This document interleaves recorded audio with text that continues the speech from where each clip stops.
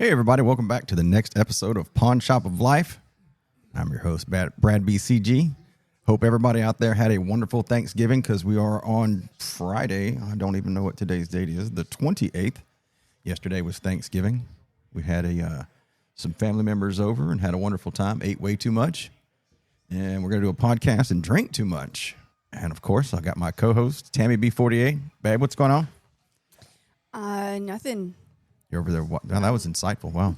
Very, very deep thinking. I appreciate that.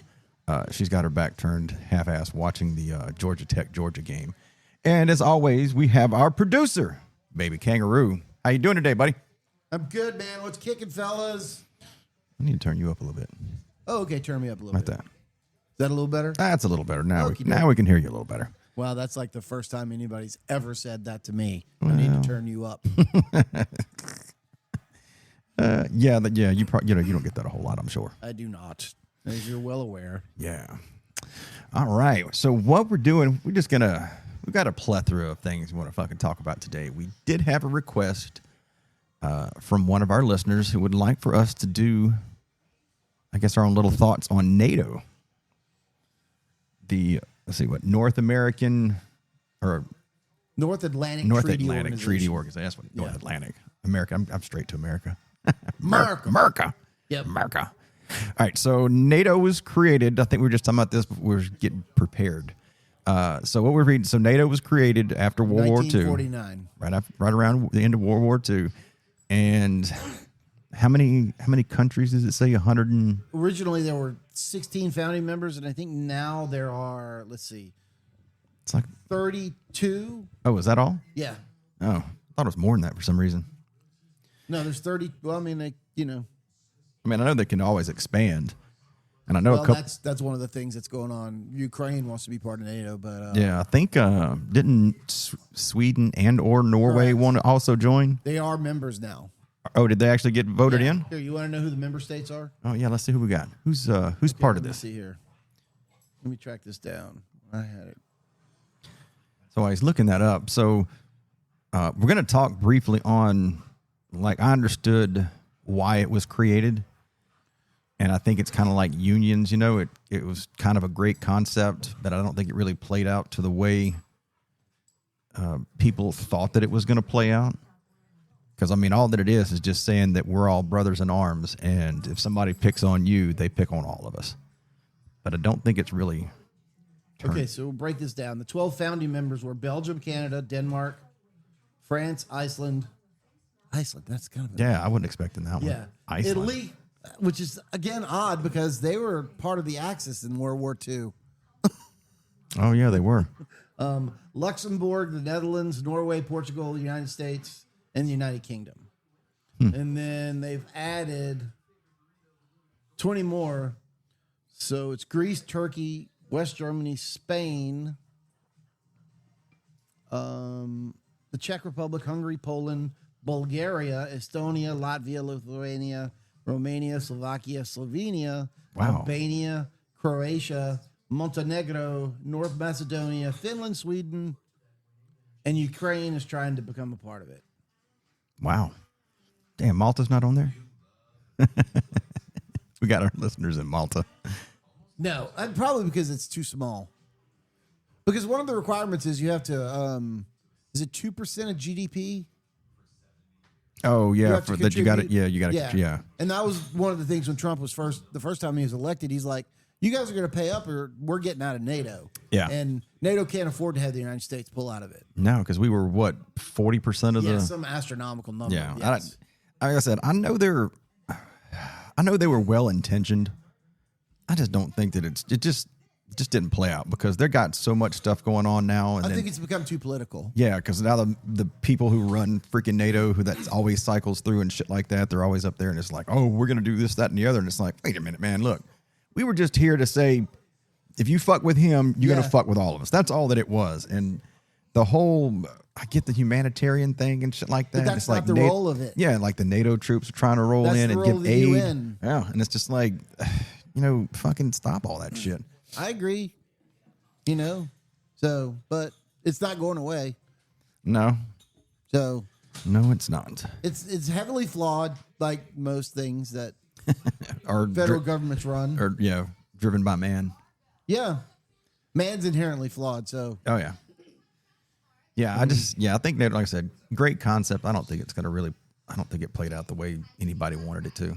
Well, I mean, Ukraine wants to be part of it because if Russia comes knocking on their door, once they finally bring whatever's going on over there to a conclusion, then Which they might be. Well, I think Russia agreed to whatever Trump floated, and then Ukraine, last I saw, was they were saying they were considered it and they would agree to most of it that I saw. I'm kind of from Missouri on that one. I'll believe it when I see it. The show me state? That's correct. Yeah, fair enough. I don't think that. Well, I mean, they've been at war for a long time. Yeah, it's been like 5 years. Now, they've been at war even longer than that, though. Well, no, yeah, but I mean, like officially, because I mean, like we were going to pick up Remy, and the war had like just popped off or some shit. So, it's been like 5 years. That's Here's crazy. The thing nobody wants to talk about, though. Kiev, when Russia was still a monarchy, that was one of the capitals. So, I mean, Russia does have a historical claim on Ukraine. Yeah, but I mean, Ukraine, whenever they became a sovereign nation or whatever it was, they did that whole give up your arms, or give up the nuclear weapons. It's like we promised, and then we promised never to fuck with you, and then now they invaded the shit out of them. Putin, obviously, such a trustful person. He is. He's very trustful because the KGB is a great organization. Let's see how long has Putin been in office? Ooh, long time. Let's see. Served as president since 2012 and previously served from 2000 to 2008. Hell, he's 73 years old. I guess he actually does look pretty decent for being 70. Yeah, so NATO. Well, it's not going anywhere. You don't think it's going to go anywhere? No. I mean, It's too hard to get rid of established organizations or governmental offices and shit. Look at how much trouble Trump's having just getting rid of the Department of Education. Oh, yeah, no. Yeah. And you want to get rid of the North Atlantic Treaty Organization? Yeah, and tell all the countries that we're just going to disband it or pull out entirely. I think that it has a good, I don't know exactly how I want to say this. The theory is good on it. Yeah, it looks good on paper. Doesn't come out to anything. The practice is not so much. Yeah. I was happy to see Trump twisted the arms of all the other countries to start contributing their fair share. Yeah. Because they needed to. So the question is, once Trump's out of office and somebody else replaces him, I realize that Sleepy Joe replaced him for 4 years, but did you see that news report that Trump has come out and said any executive order of Joe Biden's that was signed by an auto pen is automatically canceled? Yeah. It was like, what was it, like 93 or 93% or supposed it was all signed by auto pen? Yeah, it really does make you question just like how many things did they just say, hey, Mr. President, can we running the show? Yeah, or just saying, hey, can we get this signed? It's like, sure. And he just didn't comprehend or know what the fuck he was agreeing to, and then just ran it. Because, I mean, there was that one time where he was getting interviewed, and he was just like, what did I do? Yes. Or I don't know, something along that lines. Basically, he was like, I didn't sign that. And it was just like, yes. What do you mean you didn't sign it, bro? Yeah. Your signature's right here. You don't. Okay. And I don't mind that you don't remember everything. Well, I mean, I forget lots of shit. Yeah, but I mean, I don't believe that Sleepy Joe should have said that. That just plays along into his. But that's more proof whole that thing. he was not all there. Yeah, I agree. You think Trump's all there? Ooh, there. Sometimes I don't. Sometimes I think that he's lost his marbles. Look, I voted for him this time. I didn't vote for him the first time. I voted for him the second time, and I voted for him this time. Is he perfect? God, far from it. Yeah. I mean, far from it.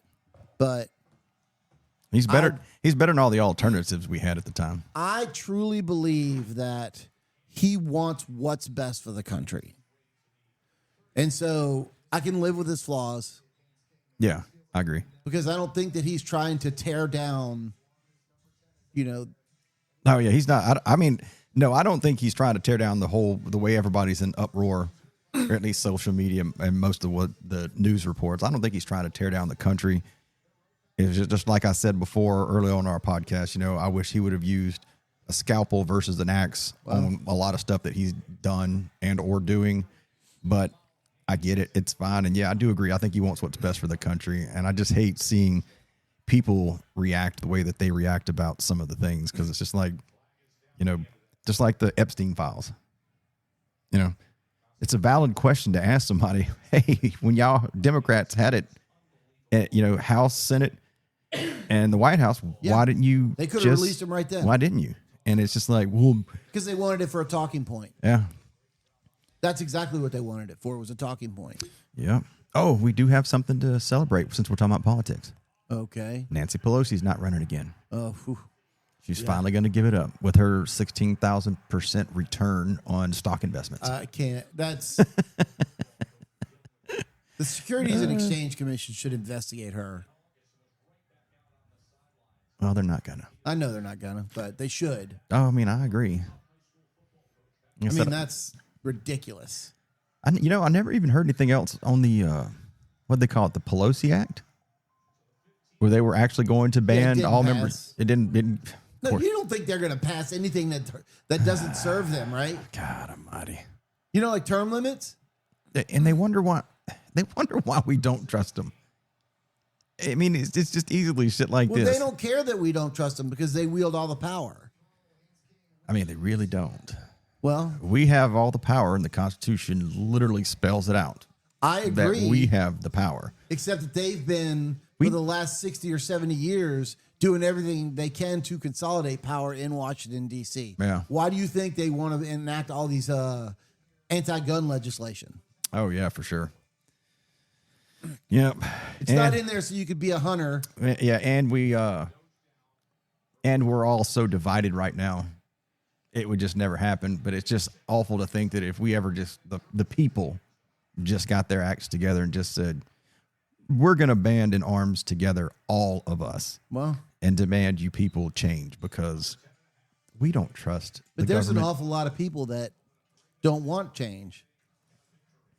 They want to make it even more radical than things exist right now. Oh, yeah, so one of them just got elected in New York City.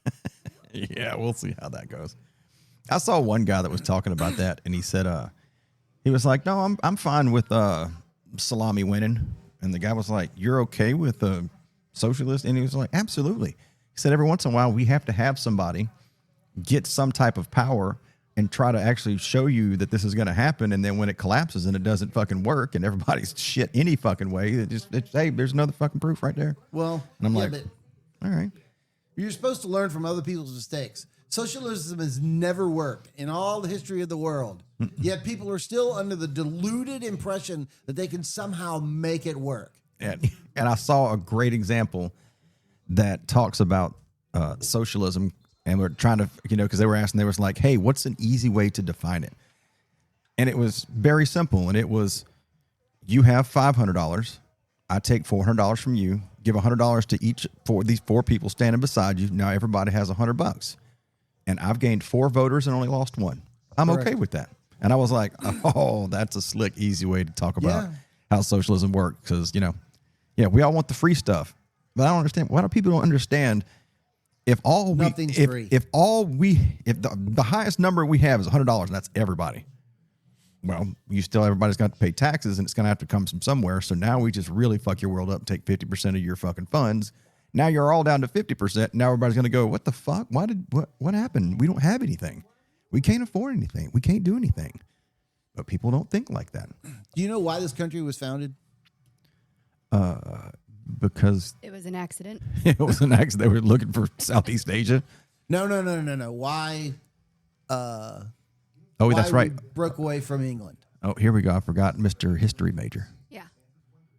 It was a 2% tax on tea. Oh, yeah, 2%. Yeah. So the Boston Tea Party.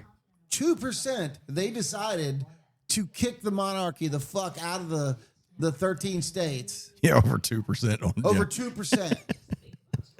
And how much do we pay now in taxes? Oh, wait. The most accurate number I've heard is a little over 50% when it's all said and done. Yeah. 50%.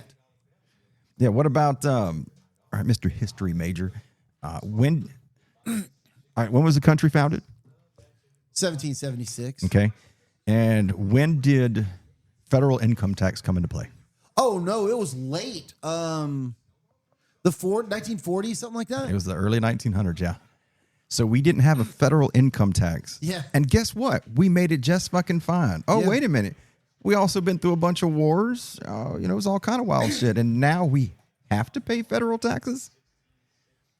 I find it very odd that we were able to survive without federal income tax for the longest of times. And all of a sudden, they're just like, well, we have to have a lot more money.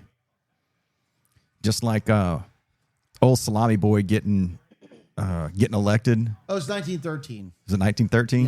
Yeah.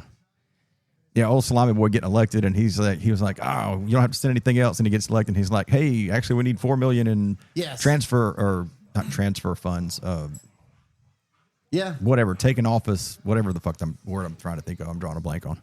I still think Thomas Jefferson was very insightful when he gave his Liberty Tree quote. Tell us. What was the quote? The tree of liberty must be refreshed from time to time with the blood of patriots and tyrants. Yep, except for everybody now thinks everybody else is a tyrant and they're patriots. The left thinks they're patriots. The right thinks we're patriots. And we can't meet in the middle I don't think somewhere. the left thinks that they're patriots. That I do.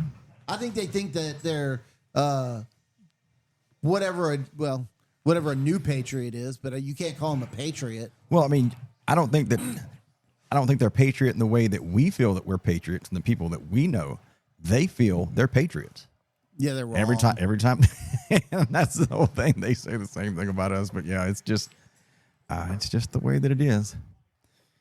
Bab, you're going to engage in these conversations, or you're going to sit and watch football? She's watching football. I am watching football, but I'm also listening. But it's a lot of this. I mean, I don't know if I have really a huge opinion one way or the other, to be quite honest.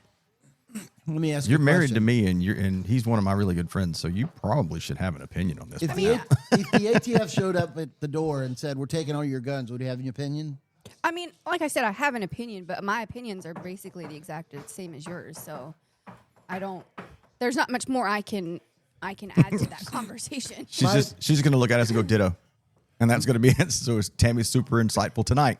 My opinion is don't let the government get to the point where they can send somebody door to door to take your guns. I agree with that for sure. Mm-hmm. Yeah. So, what was that movie that came out a few years ago with Red Dawn? Oh, that's no, it was the one about Oops. a civil war in the United States. Red Dawn. Oh, that movie was awful. Civil War. Was that the name of it? Yeah, with Kirsten Dunst or whatever. Yeah, and Civil War. and the guy from Parks and Rec. Mm-hmm. Oh, you're talking about that one scene, What Kind of American Are You? Well, no, he was the president. The guy from Parks and Rec was I don't know Parks. Yeah, Ron Burgundy? No. I know who you're talking about. Hang on. Ron Burgundy. Ron Burgundy for president. That escalated quickly. Been meaning to tell you. You may want to lay low.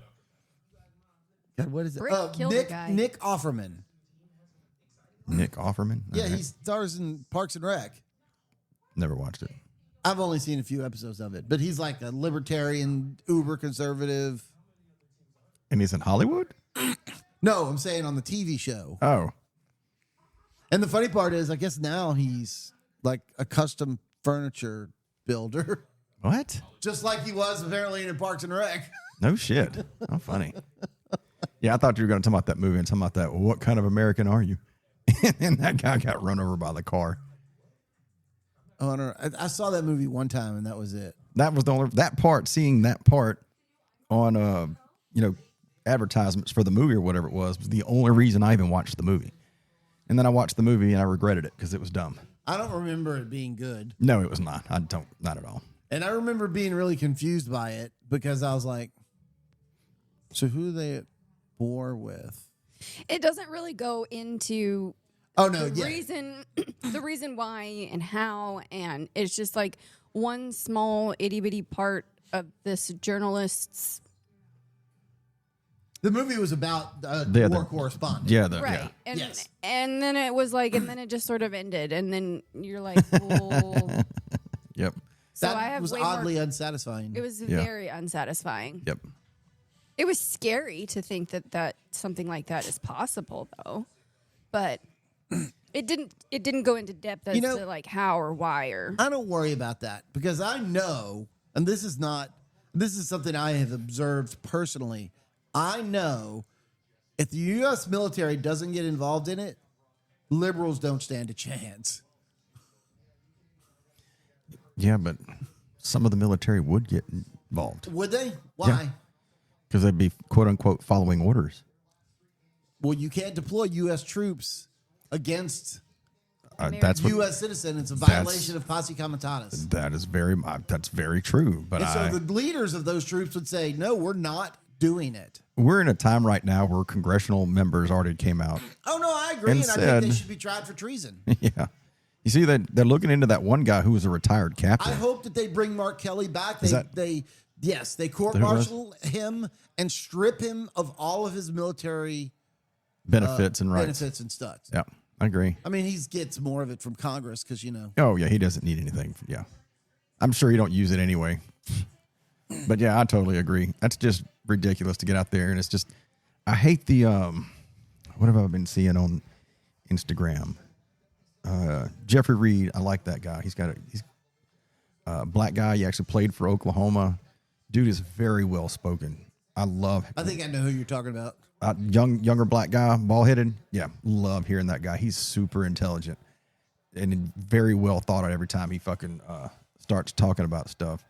But he talked about them making those videos and then saying how it was, I forgot how he worded it, but it was deceit. It was just wasn't very truthful because it's like, we didn't tell them to, and they didn't cite a single fight. Legal order. Yeah, they was like they didn't say to say no to all the orders that Trump gives, but it was some way implied. Yes, that what he's telling you to do is illegal, and it's just like, no, yeah, nobody has to follow any illegal orders. Problem is he hasn't given any illegal orders. Correct. So I don't know what you're talking about.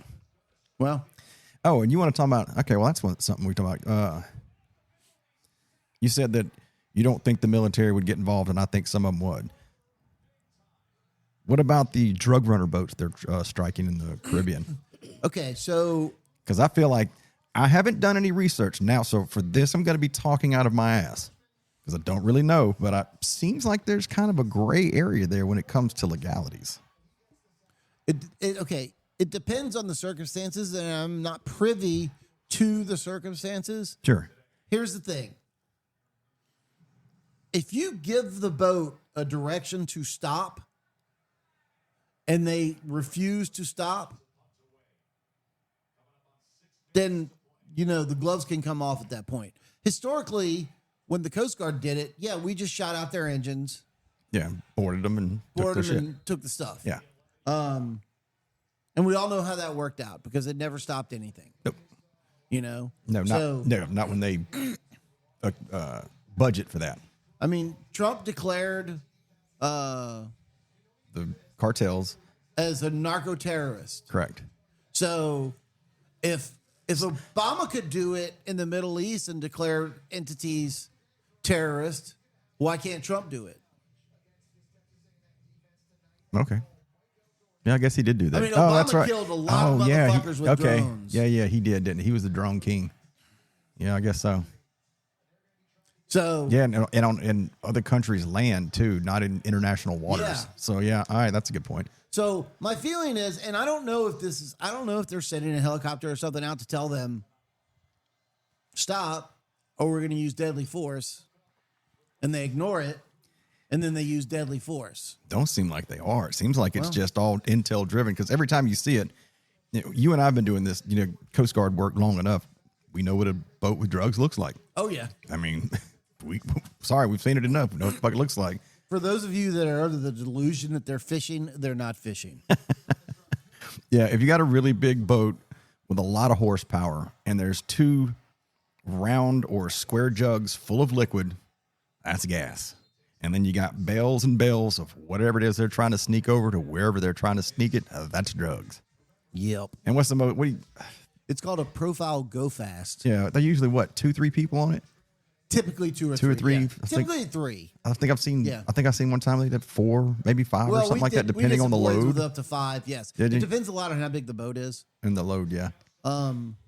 But typically about 3. Again, it has to do with its. This is going to drill down into the weeds, but it depends on whether it's primary flow, right? Yeah. Primary flow being beneath the Cuba, Hispaniola, Puerto Rico line, right? Yeah. Or secondary flow, which is above that line of islands. Yeah.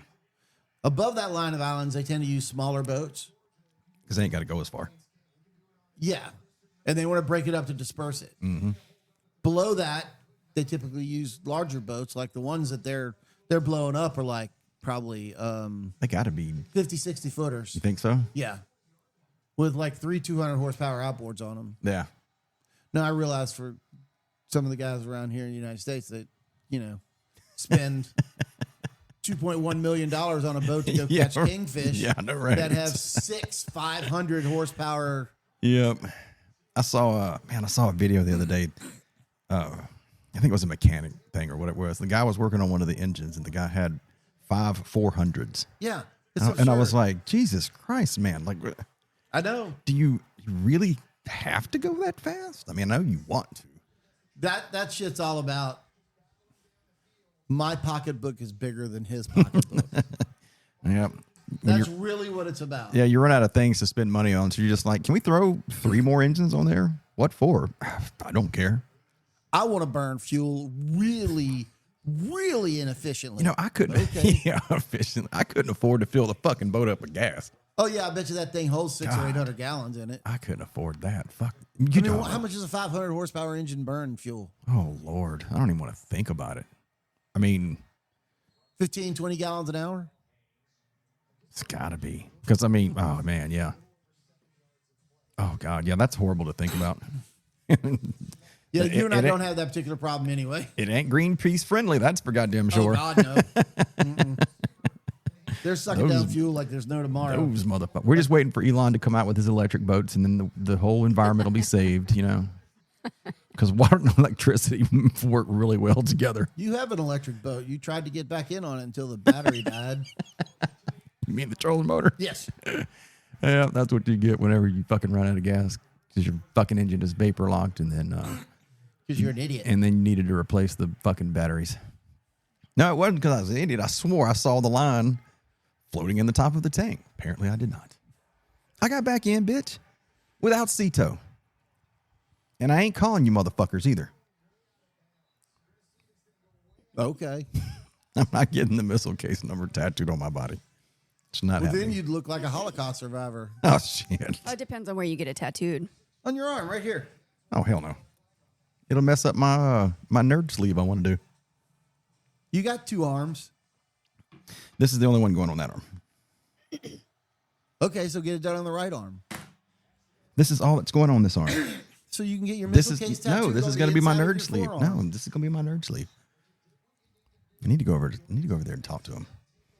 Oh, okay. I'm ready to get another one. Oh, okay.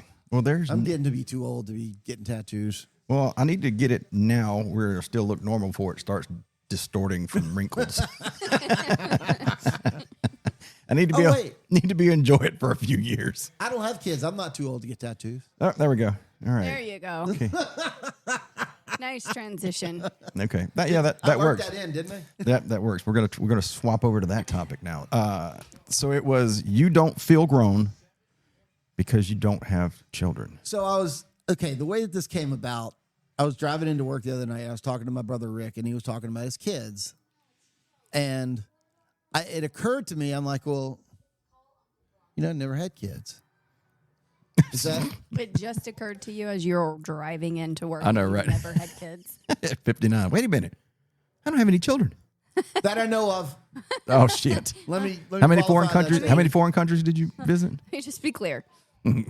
Couple of kangaroos floating around in some other country. Just like, oh shit. Not that many. No, I was married the whole time I was visiting foreign countries. So, no, that's not true. I went to Matamoros when I was single. Where's Matamoros? It's across the river from Brownsville. That was a crazy couple of days. Oh, okay. Yeah, there might be. There might. That's. So there might be a couple little not kangaroos. Beyond the realm of possibility. There might be some kangaroos floating around in Mexico right now. So anyway.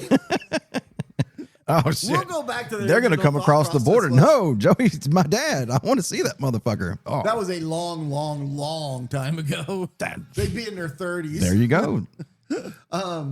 No, so my point in saying this was because I always thought of my brother Rick as like an adult. I think he's the patriarch of the family now since my dad passed away. All right. And I was like, he's the oldest? No, he's actually not. Where's he in the lineage? He is third. It's my sister Susie, my brother Randy, and my brother Rick. Randy's the one you don't really talk to, right? Not a lot. Okay. No. So it just got me to thinking about it. I'm like, well, what is different about my siblings and you? Where they seem like, they're grown-ups and I don't seem like a grown-up. And the only conclusion I could draw was that it's because I don't have kids. So I didn't ever go through that process of raising children, which apparently wears adults down a lot. I mean, you have a child.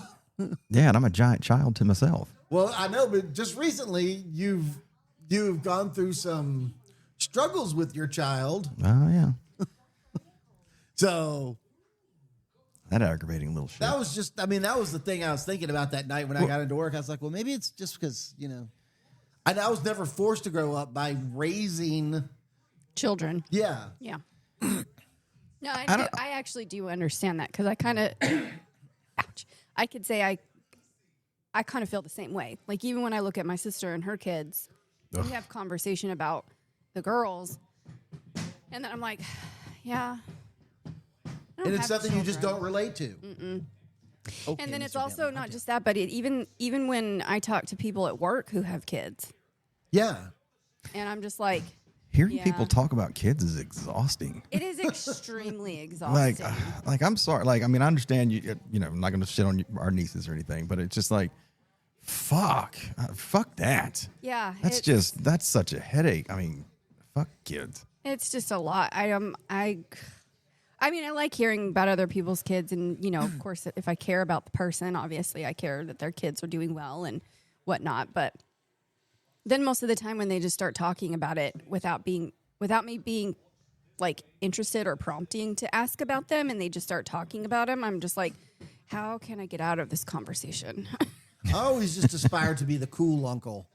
That's what I always aspired to be, the cool aunt. Yeah. When Rick's oldest got married. Like they sent us the wedding registry thing, right? And they had, because both of them had been living with their parents all their entire lives. Mm-hmm. So they were establishing their first home. So they had all of the things that you think about, when you're going to go out on your own. They didn't sign up for like silver and china. They just signed up for regular flatware and plates. And I remember they were registered at Target. And, so I'm going through all that. I'm like, boring, boring, boring, boring. And I got to the very end of their wedding registry, and they had put an Xbox on there. Mm-hmm. And I was like, I'm getting him an Xbox. And Kim was like, cool, uncle. Seriously? I'm like, oh, yeah. We're getting him an Xbox. She's like, okay, whatever you want, And I remember after the wedding, Corey and Graham are opening gifts. They put them all on the table and they sit around and they open the gifts and all. And they were all like, oh, thank you very much to everybody. Yada, yada, yada. And then they opened the Xbox. And they went fucking nuts. You have thought I'd given them the winning lottery numbers. I don't get it. It was just a console, but I guess when you're as broke as they were, and they were thinking, yeah, everybody's just going to give us plates and napkins and bullshit. Yeah, and bowls and, all the stuff that you legitimately need to start your own life. Yeah. When you want to make pancakes, you need a bowl. I was looking up trying to find, I know that I don't understand why so many people dislike the man because they didn't do any research on him, but Charlie, I saw something on Charlie Kirk where he talked about having family or whatever it was, and he made a really good point about it, and I wish I could find it, but couldn't find it, so I'm going to stop looking. But he was basically like, he mentioned something about having kids made life feel more complete because it's giving yourself for others instead of just doing for yourself, because having a good, happy family was better than having fun going through life kind of thing. And he made a good point about whatever he was saying, but I was just like, all right, I got the one and he's out. Fuck that. I'm enjoying riding the rest of this off into the sunset. Like, fuck all that. Yeah. It's just, I don't feel like I'm missing out. I don't think you're not. You're not. I don't think you are at all. So there has not been one day that I have regretted not ever having children. I was going to say, honestly, you can say that too. Yeah. Jackie didn't seem all that grown up when she was here.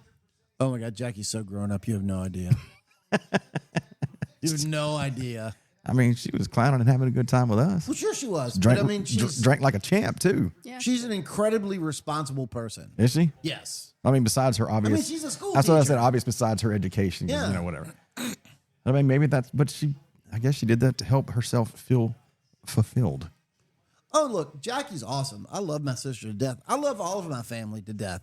It's just some of them I don't like sometimes. And I know that doesn't seem like that makes any sense at all, but No, it does. It makes perfect sense. Yeah. So- Just because they're your family and you love them doesn't mean you don't have to like them all the time. but I mean, like growing up, Jackie was the perfect child. Was she? Oh yeah, Was she Charlie and I we're constantly hearing from mom and dad. Well, can't you be more like Jackie? Yada yada this, yada yada that. I'm like, because I'm not her, I'm me. Because I'm Joey. That's That's a I'm Friends a little reference. Hellraiser, and I was a terrible child. I aged my parents so much. I was a terrible child. My dad got out of the hospital after spending 3 days in there for hypertension, and what did I do? I got arrested that night. God damn. Yeah. For shooting out streetlights. Yeah, you're awful. I am. Okay, let me. Well, I say I was. You're still borderline. Let's go ahead with that. Well, obviously my ex-wife felt the same way. You been talking to her? Your ex-wife? Yeah. Oh, okay. You know I love BFFs redheads. now. Yeah, we're BFFs. Okay, who's your oldest brother? Or what's your... You want me to go down all my siblings? Yeah, work with me on this because I got something that's funny because I actually have it wrote down. What's your oldest? My oldest is my sister Susie, All right. and then my brother Randy, All right. and then my brother Ricky, Okay. and then my sister Nancy, Okay. and my brother Charlie, Okay. and then my sister Jackie. You want to know their kids? Hang on a second. Where are you at in this lineage? I'm all the way at the bottom. He's the baby. Oh, you're the baby. Yes. Oh, I forgot. Let's see. Okay, because funny enough, on my list of things to talk is something that we had brought up before that we haven't talked on, but since we're talking about Joey not growing up, is Joey's family birth order and the differences. Because we had talked about... middle kids, first kids. Yeah, see, that had been brought up before in some of our conversations before. I was like, all right, cool. Well, now if he's going to talk about not growing up, I'm going to throw that on the list. So, yeah, I mean, it's funny when you talk to psychologists. They talk about, the first child and the middle child Yep. and the last child. Yep. And because there's 7 of us, and Mom had Mary Claire in between Nancy and Charlie, it was a full-term birth. She was stillborn. There's a gap there, right, of, let me think, like 5 years, something like that, between Nancy and Charlie. And so we always got referred to as Series A and Series B, with the 4 oldest being Series A, the three youngest being Series B, with Nancy kind of being a bridge between the two of them. Okay. So the interesting thing is you get two sets of mindset. Like Charlie is really kind of like the first child, with Jackie being the perfect middle child and me being the royal pain in the ass youngest child. Aren't the young, what's the whole psychological thing of that? Is the baby not do no wrong kind of thing? Or that was kind of the case with me. My mom and dad got so tired of raising kids by the time I came along, they were like, just do what you want. Don't get a girl pregnant. Don't get arrested. Hey, I'm batting 500. Goddamn. Yeah, no, sort of like left up to your siblings to kind of show you the ropes. Oh, we absolutely were left up to our siblings. Yeah. Yeah, in fact, I remember one funny night, my brother Charlie decided to get into the lime daiquiris. Oh, Lord. And, at what age? He was like 12 or 13. Get the fuck out. Maybe 14. He was getting into the daiquiris at 13 or 14? My mom and dad were out of town. Nancy was staying with us to take care of the three of us, right? And that's fucking I can't hilarious. remember exactly, because I was young. I don't remember the exact circumstances surrounding it, but I know that. Apparently you were drunk, so of course you wouldn't remember it. No, I wasn't drunk. You didn't drink any? No. But he was so drunk, he went into my mom and dad's room, and he was throwing up on their velour bedspread. Oh, God. What? And somehow, I think my sister Nancy, who had graduated from nursing school not too long before that, she got a phone call from Jackie telling her what's going on. And so she's rushing home. And so she had just bought herself, at that time, it was like a brand new Celica GT. And she crashed it on the way home and flipped it. Oh, shit. Oh, God. Totaled it. Damn. So, yeah, that's you know. I thought you said this was a funny story. It is a funny story. She was fine, Nancy. Brother was throwing up on the fucking the bed cover. Like, that's... And then it ends with his sister getting into a car wreck. And truthfully, it was good that she crashed that car because it was kind of lime yellow. It was not a good color. Your idea of a funny story is highly different than what my idea of a funny story is. Just throwing fire on the topics that we shouldn't talk about. Well, I got a funny story about the first time I crashed a motorcycle. Was a girl sitting behind you riding with you and she's jerking you off as she's going down the road? Because that would be a fucking hilarious story. Hold on, honey. I was going down the road and she pulled my dick out and jerked me off. Would be a very interesting story. That would be fucking hilarious. You know damn good and well that's happened somewhere. If I'd let AJ do it, she probably would have done it to me. Anyway, I was behind sorority row. I was acting like an asshole. I had only had my motorcycle a few months. And, oh, God, I was going way too fast, and I couldn't stop, and I realized it too late, and I slid through an intersection, and I went into a parking lot. They had, the culverts, the bumper things you drive up against, and I hit one of those doing about 40 miles an hour. Oh, damn. Launched me off the motorcycle.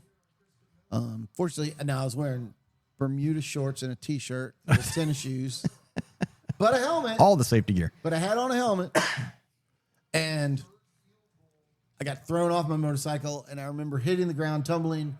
I wound up sitting upright. And this is just one of those weird things that happens. I watched my motorcycle roll past me. And I was thinking, it's funny how these things, like everything slows down when it's happening, right? Yeah. So I watched my motorcycle roll past me. I'm like, wow, it's still rolling. How weird is that? And it rolled into the grass and it fell over. And I'm like, oh, that sucks. And then I fell back down on the ground. I'm thinking, oh, this is bad. Well, then this guy's head pops above me. He's like, man, are you okay? Well, it was one of my brother Charlie's best friends. Oh, get out. I was like, Sid, what are you doing here? He's like, Joey? I was like, yeah.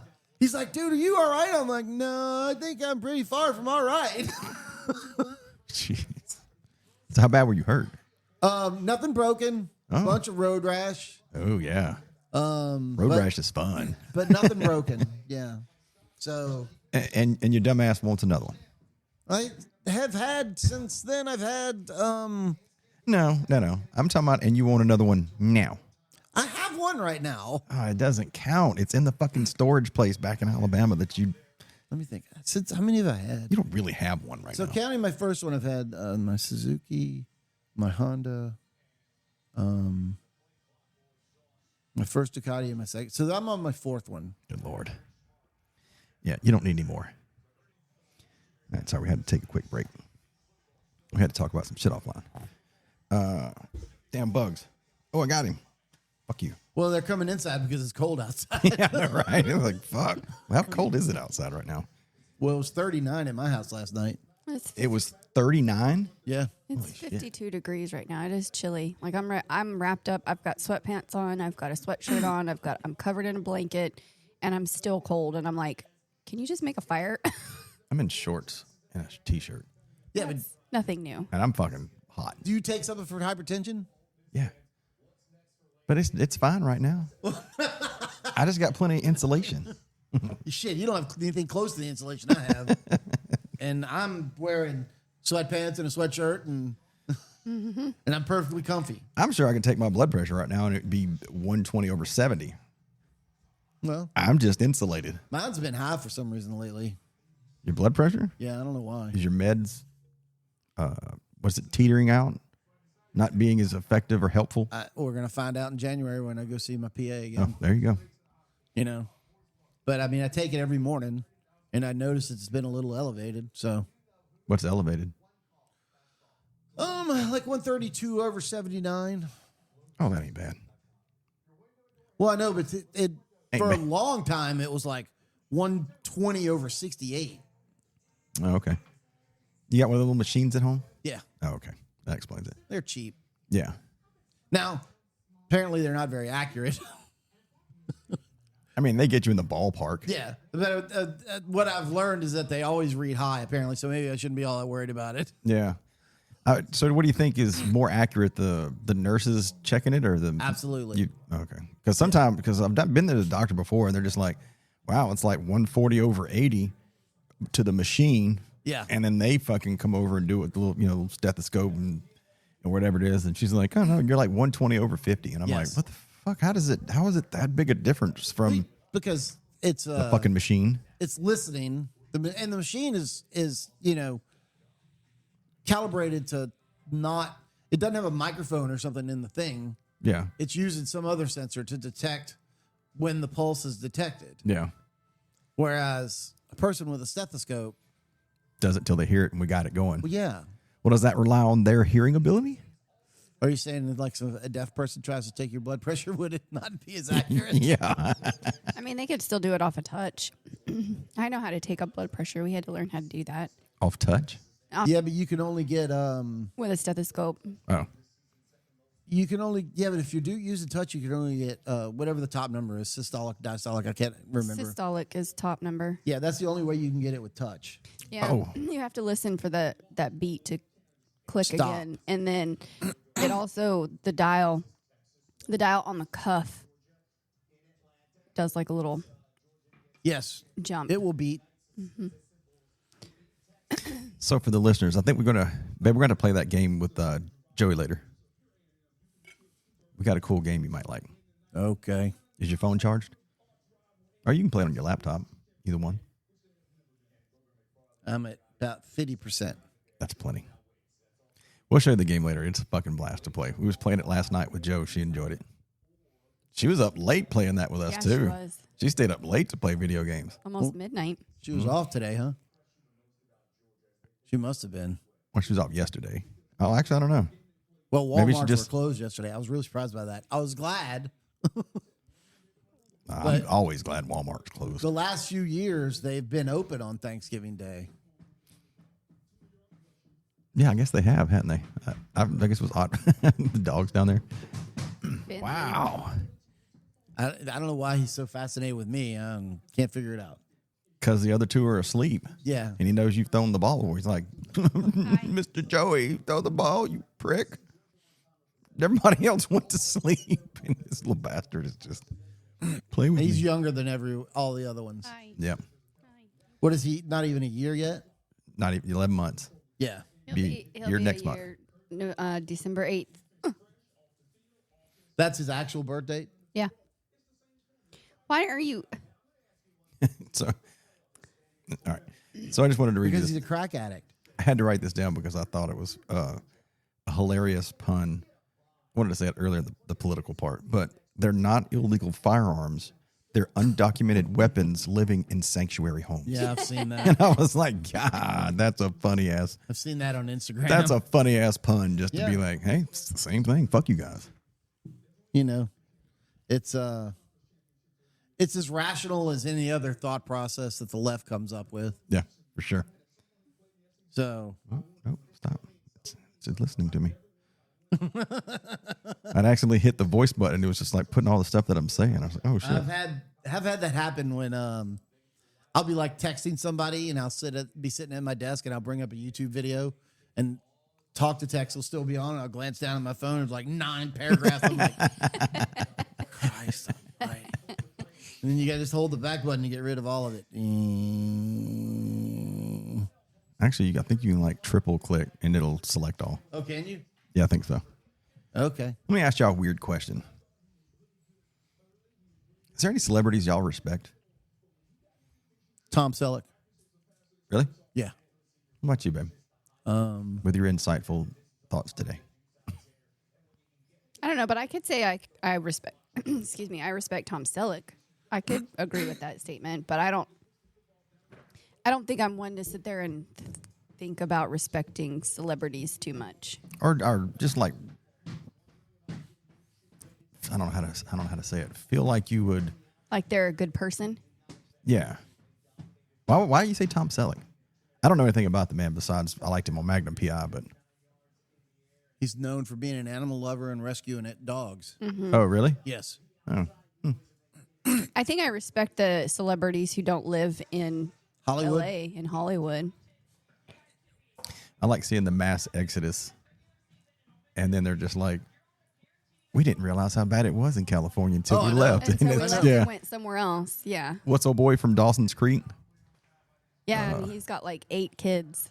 And he's James also Vanderbeek. Yeah, and he's actually got like really bad medical problems. Yeah, he does. Yeah, he's all fucked up. Colon cancer. Yeah.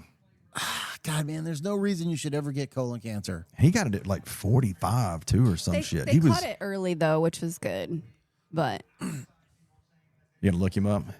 I think he's in his like mid 40s, and then like the last because like there was a Dawson's Creek revival or reunion or some shit, and he wasn't even able to show up because of his health. He's 48. Damn. Going through colon cancer. Jesus. yeah, and like I said, he's got like 8 kids or something. And then there's that. Oh yeah, he looks terrible in that photo. Yeah.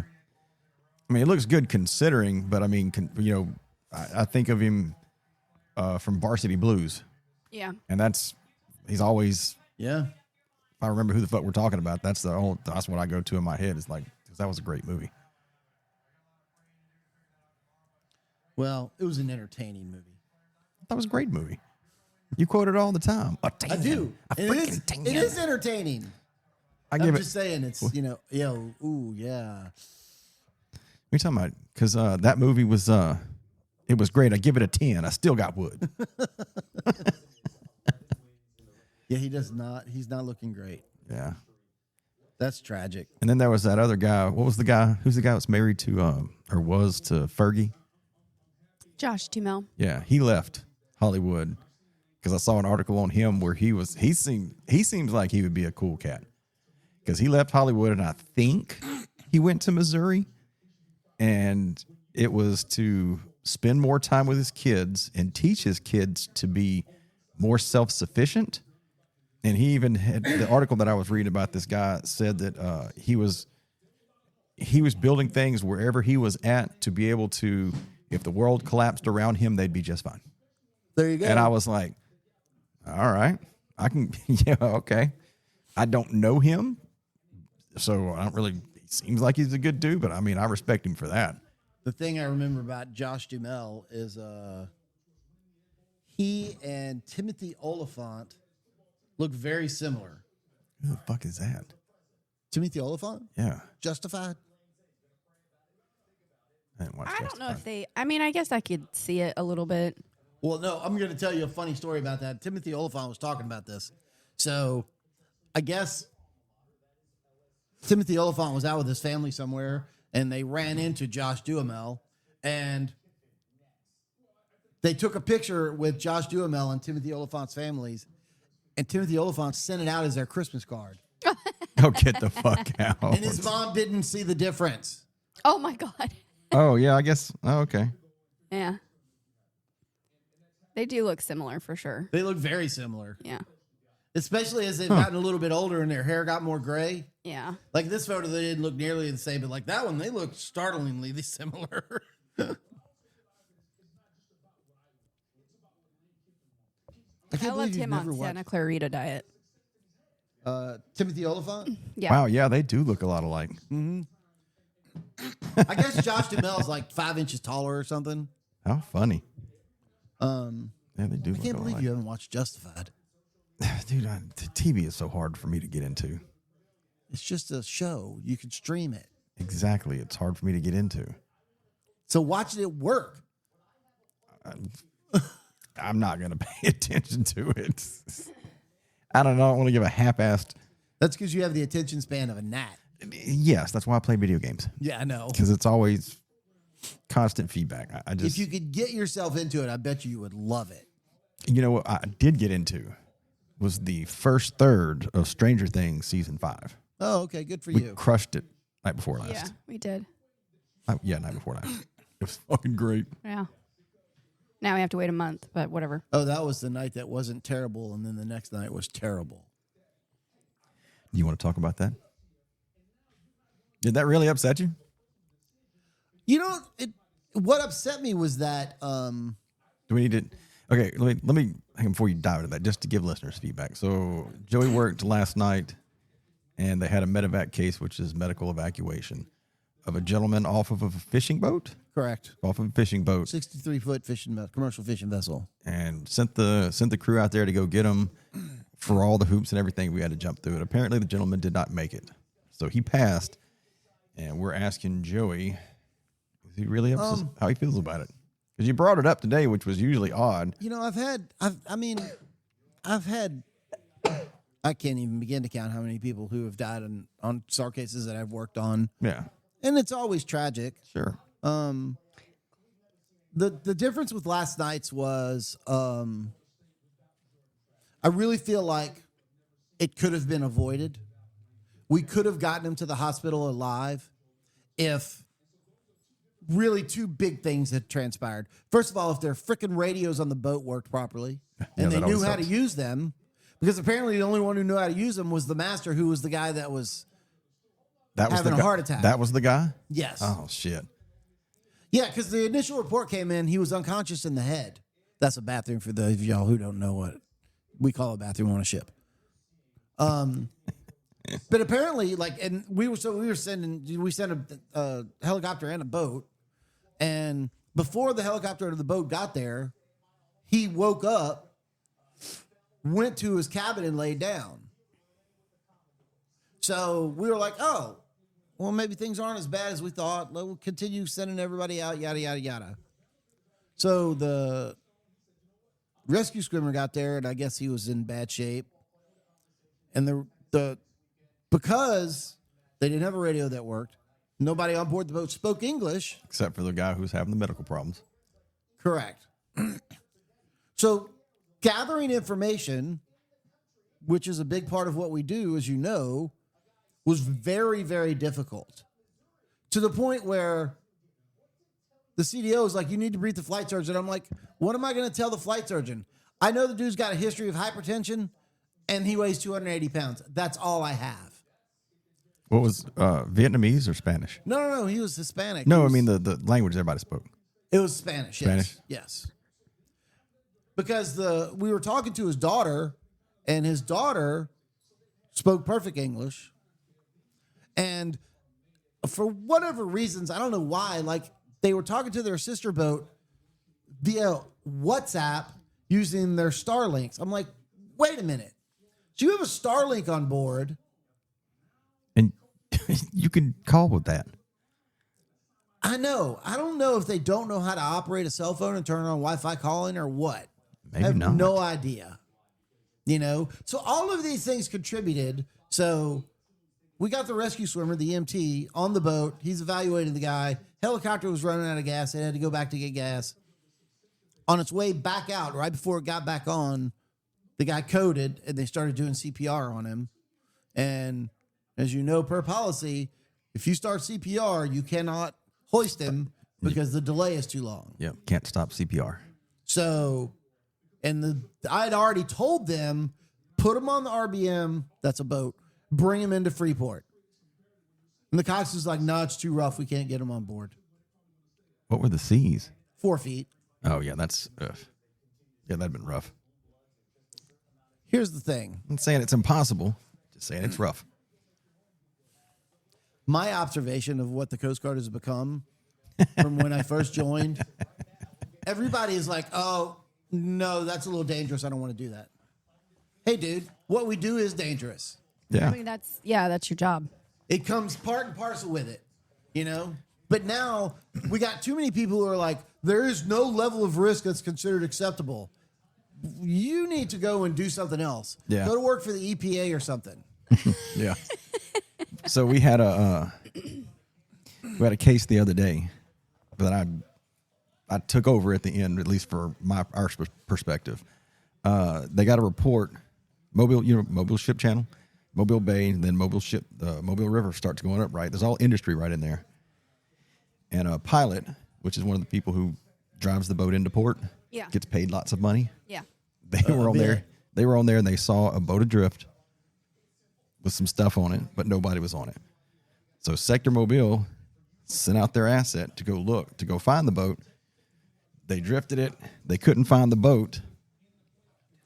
And they went all throughout the night into the wee hours of the morning and then suspended and wanted concurrence from district. Using the aircraft and boats. And wanted concurrence from us, meaning we agree with you suspending for, these things and you did your due diligence. And I was like, why do y'all want concurrence? And they said, because we couldn't reacquire the boat. And I was like, so you don't really know if there's a SAR case or not.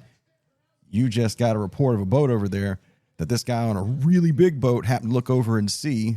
Well, he's supposed to be paying attention to the piloting. Of course, they couldn't take pictures of it. They couldn't do anything. So if you can't do any of these things while you're piloting this boat, you look over and you think you see a boat. And then Sector Mobile wanted concurrence from us because they're a bunch of pansies. Because why don't you just say, we got a report of an adrift vessel with nobody on it, but we couldn't find it when we get there. You're good to go. Yeah. I don't need anybody else to tell me. I'm man enough, and I've said this before, I can go to our court and articulate why I suspended. Because we couldn't find the boat. There's no debris. I name off all correlating SAR. No correlating SAR. Missing. Nope. Yeah. Yeah. The area is super lit. They just it's not very wide. They needed you to say, we agree with you. Yeah, you did the right call by stopping. Yeah. Suspending your case. Yes, because they're a bunch of pansies. It's just a play off of him talking about how everybody won't accept any risk whatsoever, and we see it every fucking day.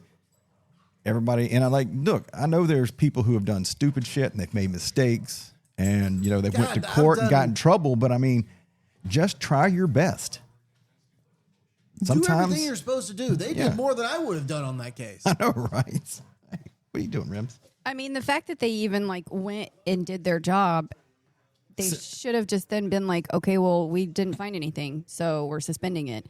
I don't understand why they needed your concurrence for that. Because they didn't need it. Yeah. They wanted it. They wanted it. They were that scared. Stupid. There was no requirement for them to get concurrence from us. Yeah. Just absolutely terrifying. Yeah, I know. And that just makes me wonder. It's just like, if you're that scared, why are you doing that job? Yeah, should you have this level of responsibility? It doesn't really. I don't think you should. I don't think you have room in that type of a job to be unsure and need concurrence from somebody else. To me, it just shows that you're not qualified to do the fucking job. Yeah. Yeah. Well, that's true of a lot of those people. I mean, it just drives me crazy. There was that guy at NOLA. I can't remember his name, but he hated me. No. He was an SMC who I basically, every time they were running a case and he was the SMC, I was calling him an idiot because he didn't know policy. Well, that's not rare. No, I realize that. You know, it's not rare for people not to know policy, which is unfortunate. But again, he was a collateral duty SMC. He wasn't in the command center. Oh, really? Yeah. Oh, that's such the worst thing. I don't disagree, you know, but get good at your job. Become good enough at your job so you have confidence in your abilities. Yeah. And when you have confidence in your abilities, you don't need anybody else to second guess you. You know, so I like when Chancey came in, because Chancey handed me that case last night. And when he came in, I was like, dude. He's like, what happened? I'm like, the guy died. He's like, what? I said, yeah. The guy died. Yeah, I mean, you know, the maritime industry is fucking dangerous in more ways than one. Again, this is another thing that contributed to that. He had been apparently feeling crappy all week. And why wouldn't they have brought him in? That's a really good question, isn't it? Yeah, like if he probably could nobody else drive the boat. He could still drive the boat. He could drive the boat up until yesterday evening. Surely they have other pilots or other people that can pilot the boat. He's not the only one that yes. can do that. If yes. it's a commercial vessel, surely they have more than one person to be able to do that. Not on shrimp boats. Shrimp boats don't even have a requirement to be a licensed master.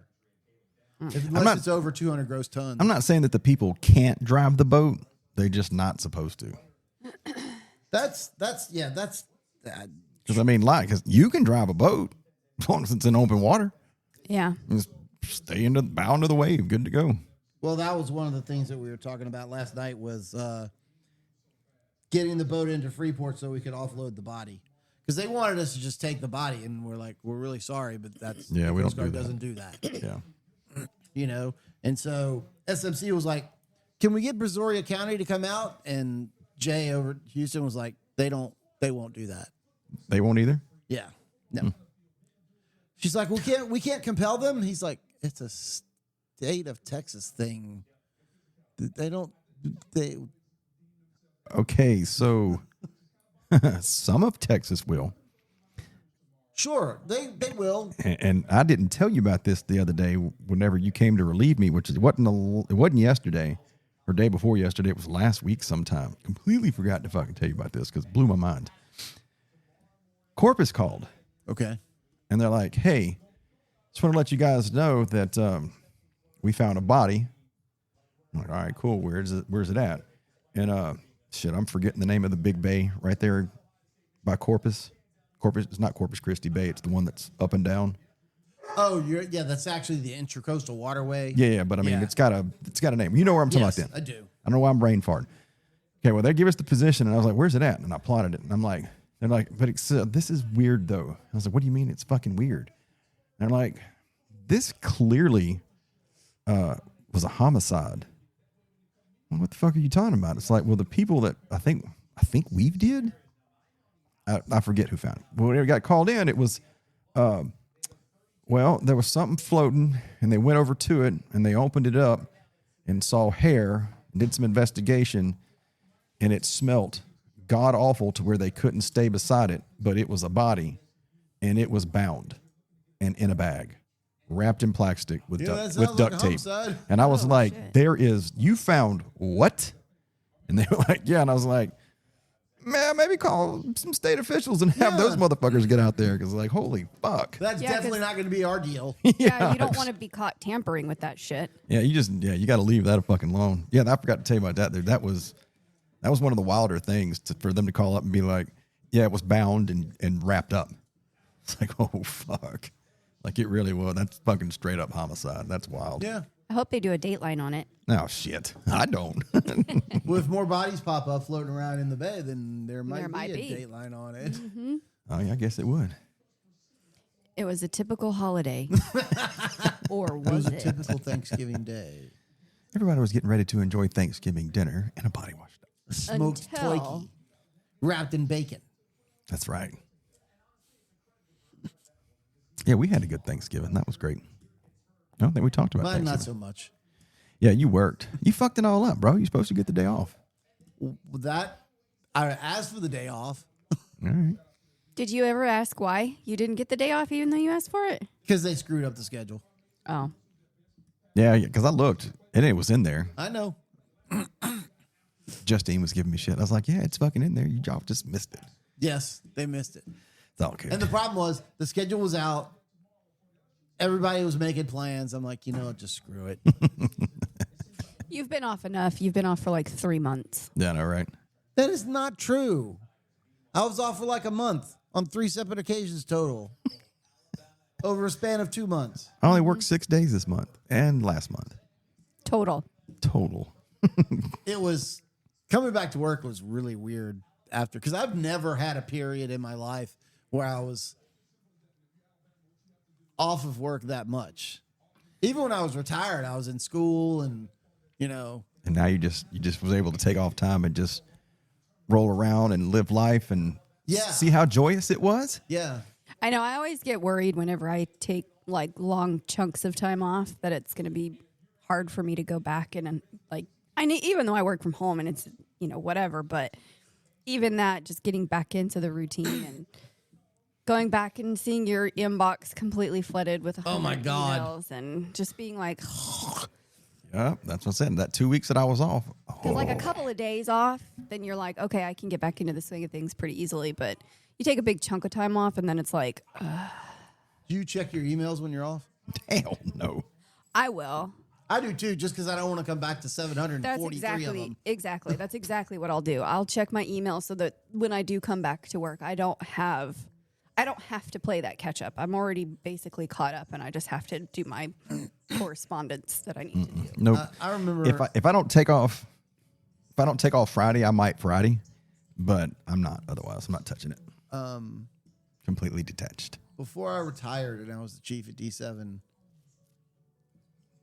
I would take off like for a week, and at that time we had you couldn't remote in at all. Yeah.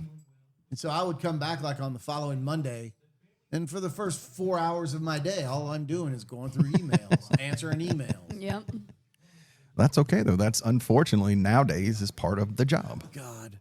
It was the thing that back then that really, really, really, really chapped my ass was that somebody who works one floor below me would send me an email instead of just coming up and say, Chief, what's up with this? Yeah, because they'd have to go up a couple flights of stairs. Nobody wants to do that. So I would always just go down to their office and go, yeah, we can make that work. That date's good. But you could have just responded. I could have. You're right. I'd rather tell you face to face. Yeah, there are. I think everybody nowadays ought to be that way. There's some things that just need to happen face to face. I just feel like we're losing a lot of the interpersonal relationships that we used to have because we've become so digital. I think it's fantastic. I was going to say, I do too, to some degree. Like I said, I still feel there are some things that need to be face to face because everything can get lost in translation in an email.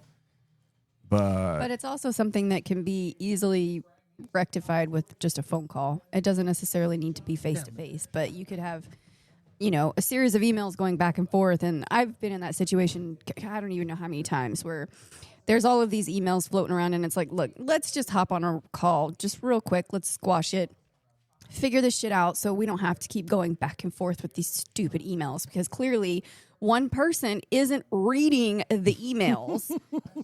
Well, when this is like me, whenever I come to work, when the government finally opened up again, I had 20 emails on time cards, and I was just like,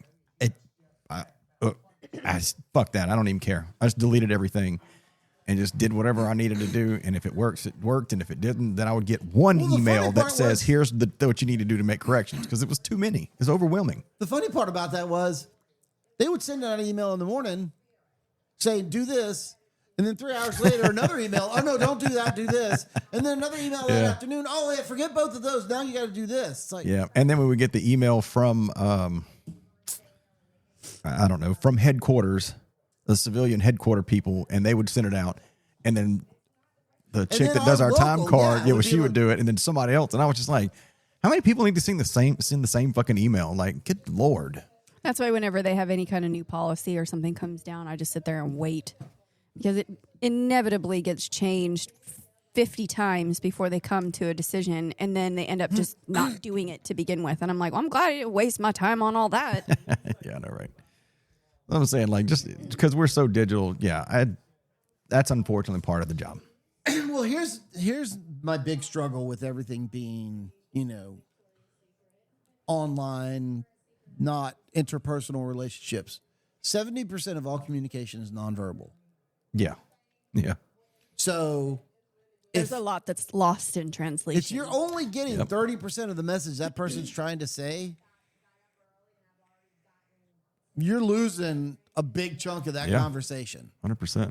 That's why I always tried to have personal relationships with people. Yeah. Because I feel like it's much easier to understand, like, what they're thinking if I can sit down and talk to them. Yeah. I mean, that's the same reason I told you I went to see my sister the other day. Yes. Because that was just something that was too important to try to be like, let me text you. Yes. Or I didn't. And you were getting a lot of weird information. Yeah. Yeah. And it you really needed was. to validate before jumping to any kind of conclusions. Which all the information wound up being accurate. It did. Hey, little man, you gonna come see me now? Oh goodness, you're gonna be. Yeah, this is a microphone. If you could speak, I would let you speak into it. Roof. Oh. I heard that lick. He just wanted to give a kiss. The microphone did pick up the lick. It did. Crazy little dog. He is a crazy little And now dog. he's going to see Joe. Hey, man, don't be giving away my love. Say, I love everybody who loves me. They're both starving to death. I love everybody who loves me. Oh, do we need to pause and feed him real quick? We probably do. It's 2.5 hours late. All right, here's a quick pause for the dog feed. All right, we're back after I guess that was about an hour-long break. We had to feed the dogs. Life intervenes. It was a long pause. Long pause. Long pause. What was that on? Was that a movie? Long pause. No, dude, that's from us playing D&D. A long rest, short rest. A long rest. No, there was somebody that was reading a thing, and the guy read long pause.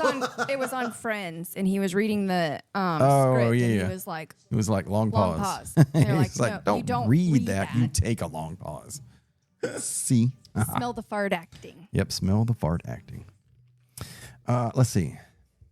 Oh, so everybody can participate in this one. This was one of the things that I had one of my neighbors that was actually wanted to, I don't think he really does, but it's fine because I like the guy. He's a nice guy. Said he wanted to come on the podcast. And he was like, oh, man, we were, me and some of the guys that I work with, and he's a cop, was talking about like doing a cop podcast or whatever it was and blah, blah, blah. And he started asking questions. So since we have been doing it, even though all y'all do is come on and talk shit about podcasting. Oh, you want to talk about the experience of podcasting? I was like, I was waiting for a question. Yeah, I felt like there was something else. That's it. The experience of podcasting and like all the stuff that goes involved in it. Obviously, you can speak a lot more to what's the involved, logistics that are complete in it. Yeah, but I mean, yeah. what did Tony Stark say? I just pay for everything, make everything better, just do the upgrades. It's all good. I like Tyrion's better. I drink and know stuff. But you haven't drank. I really. Here's a bottle. Take a chug. No. It's good for That's you. bourbon, and I'm not a bourbon guy. It's good for you. I'm even less of a Scotch guy. So that's good for you. I don't know what you're talking about. To that point, it's been a while since I really Had a good bourbon drank anything while podcasting. While doing anything. Plug this back up. And I'm not really missing it. Are you still drinking vodka? I mean, I have vodka in the house. If I was going to drink, that's probably what I would drink. But I have not. I had some wine when I was in Orlando. That was the extent of it. You had some wine at Halloween. Yeah, I did have a little wine at Halloween. But that's the extent of what I've been drinking. And I don't even do that very often. I've got some white in the fridge. Still? No, it's another box. Oh, another box. Oh, okay. Yeah. Yeah, I had wine yesterday and vodka. Mixed? That's an interesting combination. Together, I yeah. think I had something else. I don't know. And beer. No, you didn't have any beer. Okay, so anyway, podcasting. Like, what is your, like, how do we feel about it? No, it's just the whole thing. Like, people are interested in podcasting. I think apparently everybody has a podcast. I was going to say, it's kind of taken off. And we started doing this in January. So it's like the peak of right before it's like everybody all of a sudden is podcasting. And it's super fucking weird. And the thing is most everybody's doing video. But you don't have to do video because obviously we do not. Well, I think it's easier if you don't do video for like people who like to listen to podcasts while they do their commute. Because I know a lot of the people that listen to our podcast voice only, yeah, or are driving a lot, and so they're like, instead of listening to music or whatever, they'll just throw on the podcast and listen. But you could just fucking hit the YouTube on a video and just set it off to the side. Well, that's what I do when I listen to books when I'm driving. Yeah, there's a bunch of audio books on YouTube. Yeah. See, I can listen to a podcast just because it's just mindless entertainment shit. But I'm trying to remember a fucking story. I can't do it because I'll have to pay attention and I'll be off on the side of the road just listening going. No, what was that? What was that Instagram thing that you sent me? Oh my God. Where it was hang on. It was the difference between how this is how he sees me, the way I read a book compared to how he reads a book. Oh, okay. I don't know. Are you able to find it? I'll tell you in a second. Okay. But anyway, so the podcasting things for the listeners, in case they're curious. So podcasting, you don't have to have intricate equipment. Mm-mm.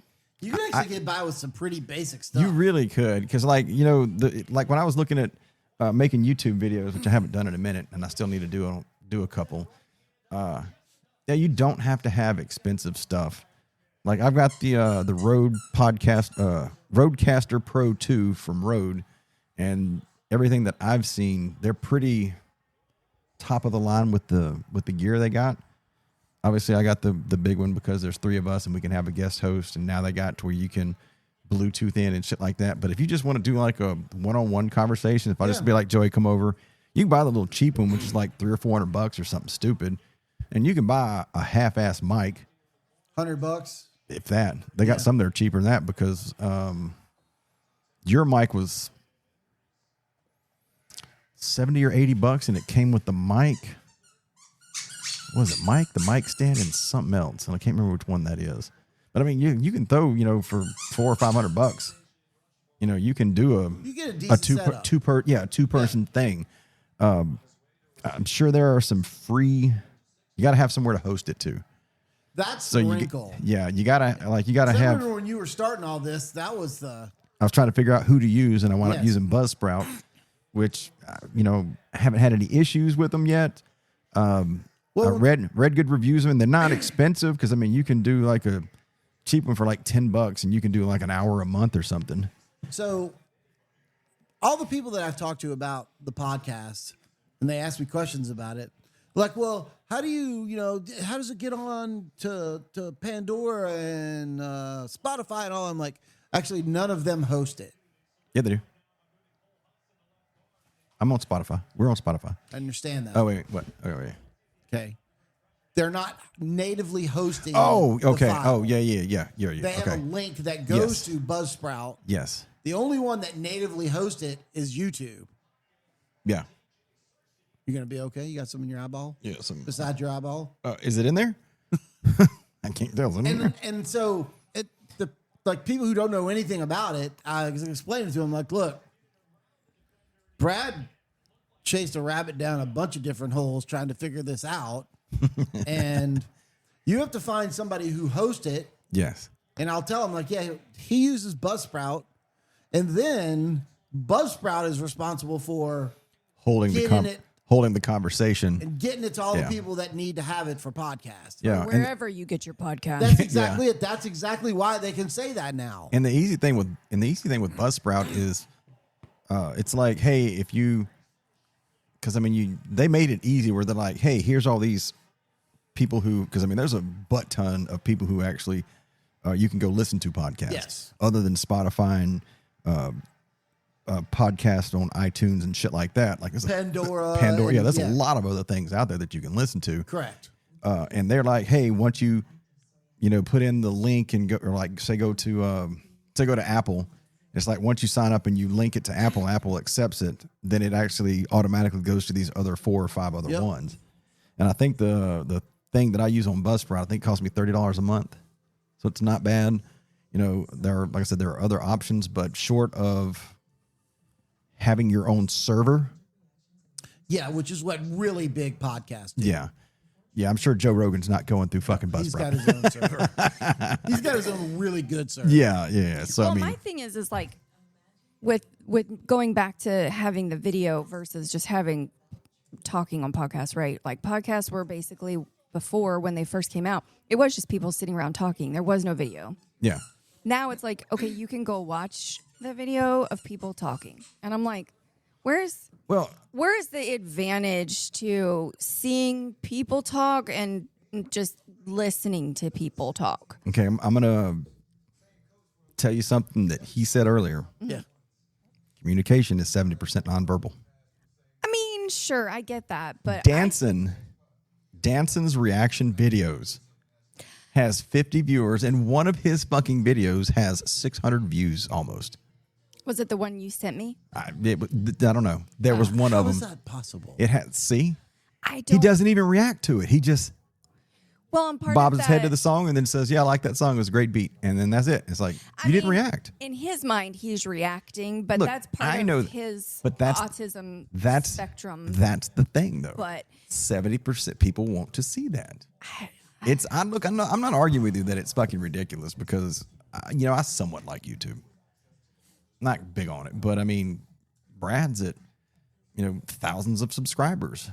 Yeah, I mean, I get that, but he's doing pretty good. He's doing all right. He's growing. For me to sit there and watch people talk. I can't. I don't know. I'm with Tammy in that respect. There needs to be something going on. Like, okay, there's a YouTube channel. Is it Critical? They're playing RPG games. Okay. And so they're very entertaining because they're just like when we sit around and we play RPGs. Yeah. They're doing crazy shit. Oh, the people that I was talking about the other day that I follow on YouTube that are the D&D people. I mean, don't get me wrong now, because it's a production. Sure. Like these fuckers are coming out like they're fucking WWE wrestlers to fucking music. They got fucking fireworks and smoke going off, and I'm like, God damn, Hellfire. So they're fucking Hellfire from Stranger Things for sure. And it's just like, yeah, that I want to see. But I mean, if we're just sitting around bullshit and talking, I don't necessarily care about having to. No, I agree. Okay, how about this? I agree with you. I agree with you, and I disagree with you. I agree with you on most things, but how about this? When Jackie and Chauncey's wife came, and they were showing the pictures, like it, you know what I mean? Yeah. Like it would have been great to like see me look at it and then see my dumbass face go short circuit and not be able to be. I don't know what it is, and it's funny. It'd be fucking. I think it'd be fucking hilarious to see me fucking short circuit because I short circuit a lot. And smoke would boil out my ears, and then Joey's boisterous laugh, just pointing and giggling. I mean, because somebody show you something, and you'd be like, "What?" An actual reaction. What is that? An actual reaction. And then you really managed to stick that all the way up in there. It really wasn't that big to begin with. You're going to be on that medical show, whatever that thing was. So did you find that video? Oh, yes, I did. And really, it doesn't. You don't have to actually watch the video because the music literally depicts exactly how me reading versus you reading. Okay, so what I'm going to do real quick is I'm going to hit pause because if YouTube hears the music, it's going to... They'll demonetize. They'll demonetize. Okay. Quick pause while we giggle at this. Sure. Okay, so the pause that we took was a gram where it was trying to illustrate the differences between the way my wife reads and the way I read. And the way my wife reads was basically the Eminem song where it was the fastest rapper. Yeah. That's kind of close to what it sounds like. Or if you've ever watched. And then there was the way that I read, which is little kid. So this one time, and I went down the road. So I can't listen to audiobooks, because I got to pay attention, not be off the side of the road. Be like, you were an hour late for work. I was a good chapter. I don't know what to tell you. He would be rewinding every sentence. Like, wait, what did that say again? Who was saying that? Wait a minute, hang on a second. Have either one of y'all ever been reading a book and then you read a whole page and then you think to yourself, what the fuck did I just read? Oh yeah, I've had that happen. Okay, thank God.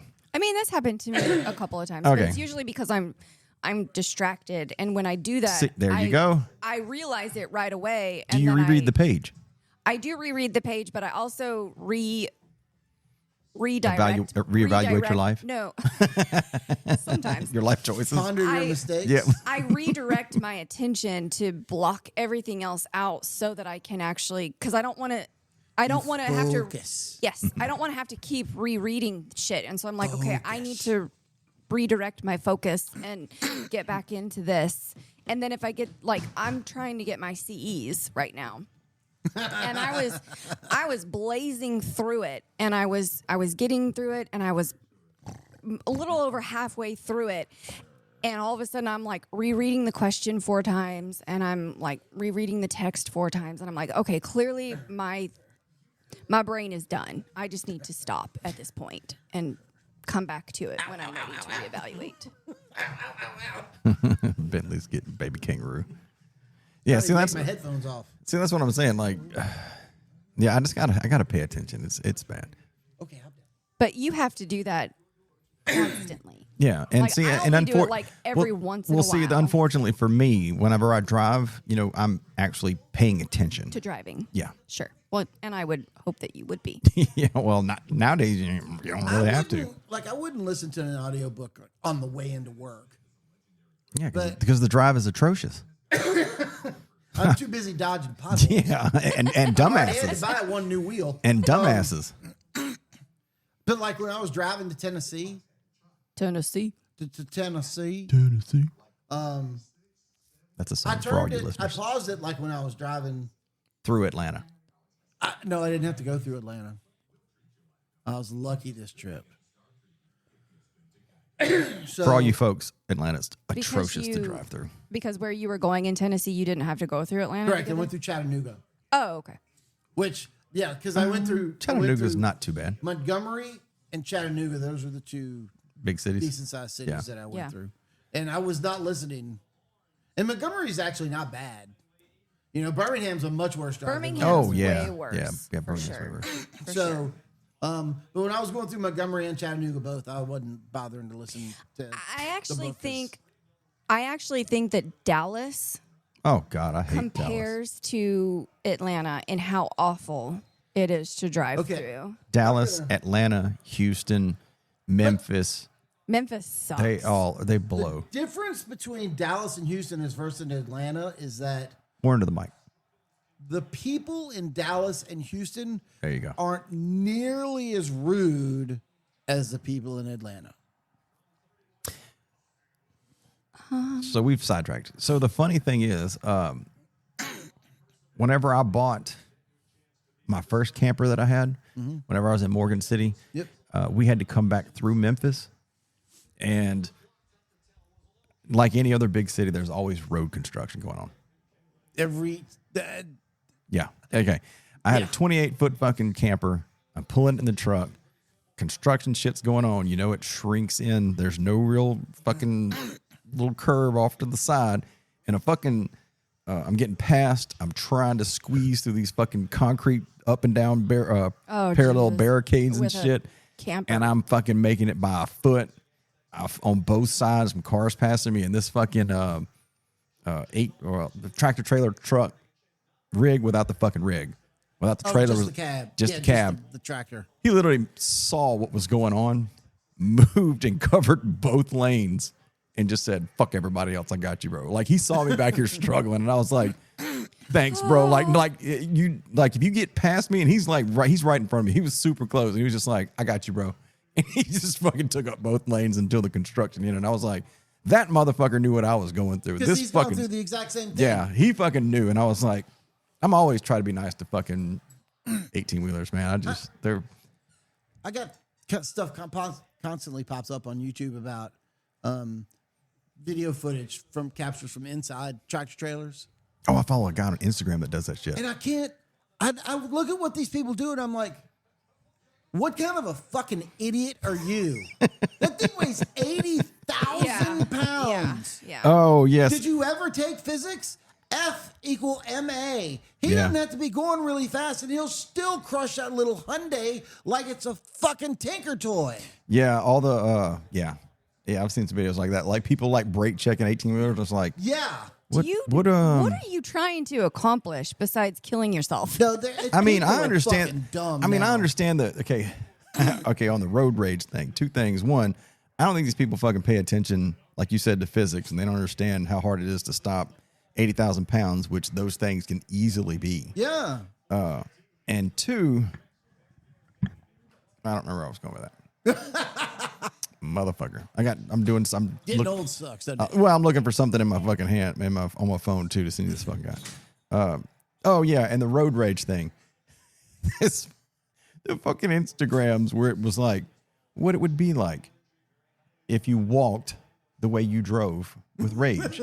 And it just shows like two guys walking down the fucking street on the sidewalk, and then somebody's just like standing, get the fuck out of the way. God damn it, fucking move. And I'm just like, it looks ridiculous when you're walking down the road. I'm not going to lie. Seems perfectly reasonable when you're driving. Seems perfectly reasonable. Like it's just another perspective. Yep. But look at it this way, sir. Oh, yeah, I bet you I look like a jackass. You know, yeah, because I watch the ones with trucks. I constantly get things coming up on my feed about just dash cams in general. Yes. And I'm always stunned about these people who are trying to pull a fast one and say, oh, he rear-ended me.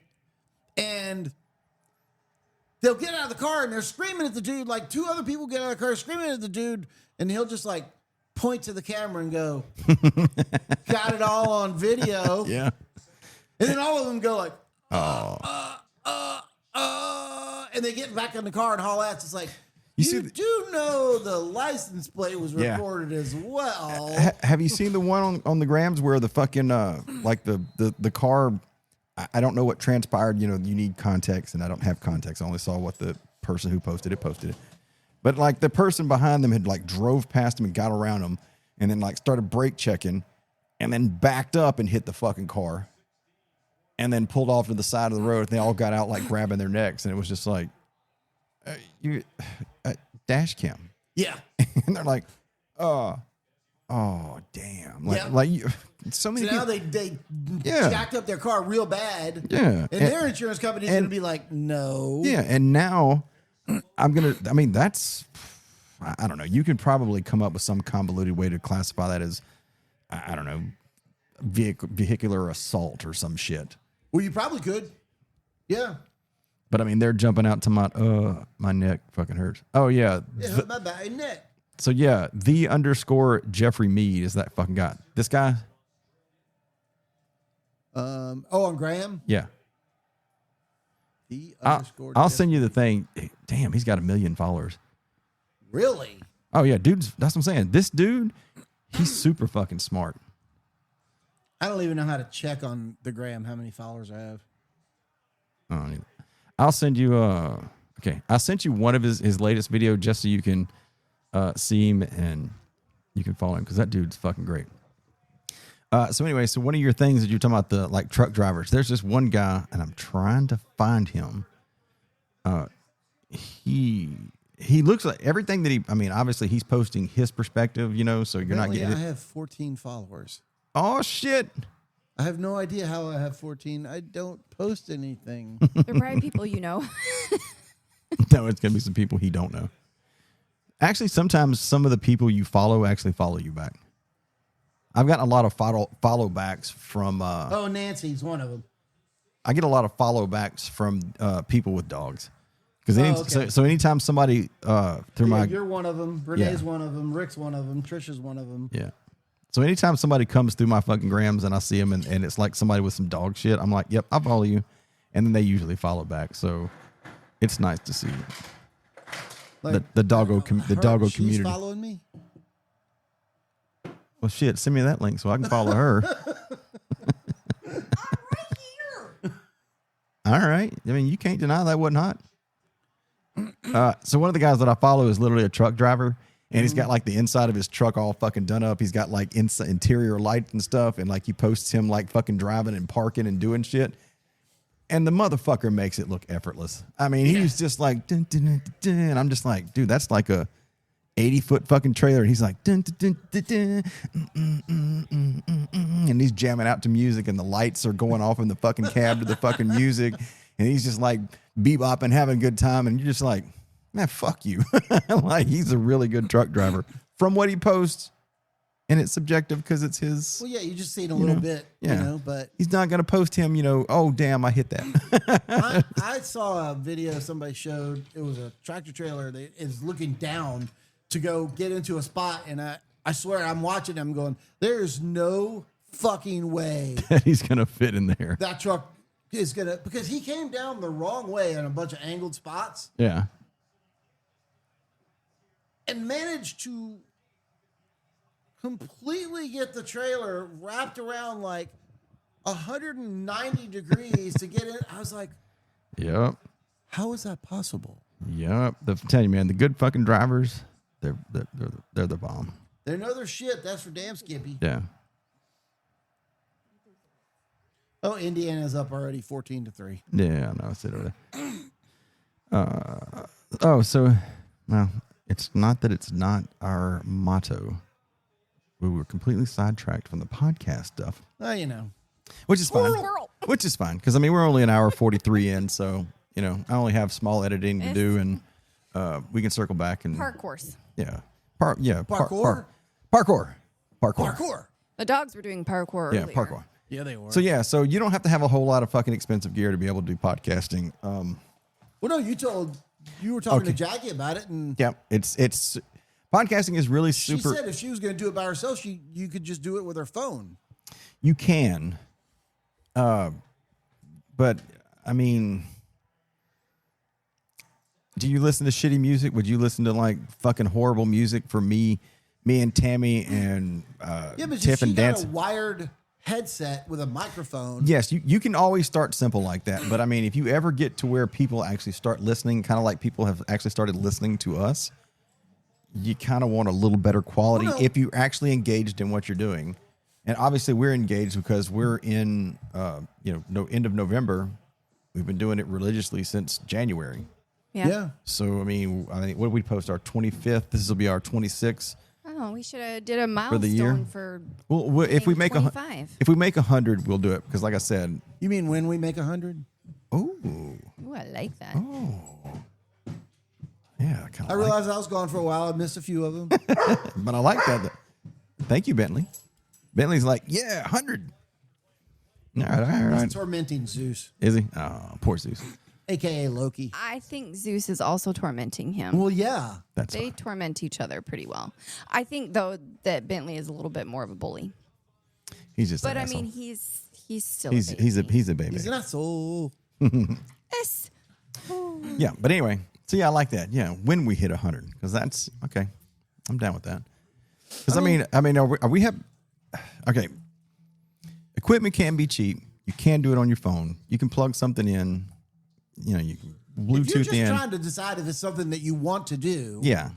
I went above and beyond. Yeah. Because I was expecting to like it, and I have liked it. So I'm not upset with my purchases. But you can dip your toe in the water for a pretty inexpensive amount if you just want to dip your toe in the water. Yeah. And see if it's something that you find interesting. Yeah, because, it's like wound up being... Because, we use this, I don't know, what's our longest podcast has been close to 4 hours. Yeah. And the shortest one was the one that I did on, like, by myself for, like, a quick update on, like, that Diablo. was like 25 minutes. Yeah, it was like half an hour.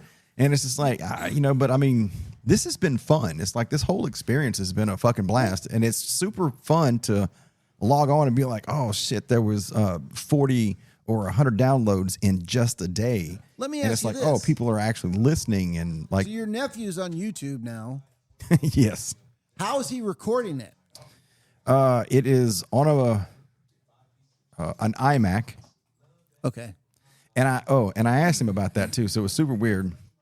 For any of our listeners, I do not suggest you go to my nephew's YouTube channel. I'm going to go ahead and tell you that. I mean, support the poor boy. Go look at it once and giggle. It'll give you an understanding of why I don't want to go back to Alabama. Bless his heart, he tries. He's on the spectrum, y'all. I know he's autistic, but it's just funny. Give him a little grace. He's finding something he enjoys. I asked him. I was poking fun of him when he was here yesterday, and I was like, Dan. I was like, bro, you've got to maximize. Why do you have two little tiny windows? Yes. I was like, this is fucking ridiculous. And he wound up saying it was the same thing when we did our Power Hour, and YouTube said your shit's banned.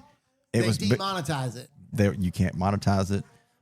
And it was because of you used music.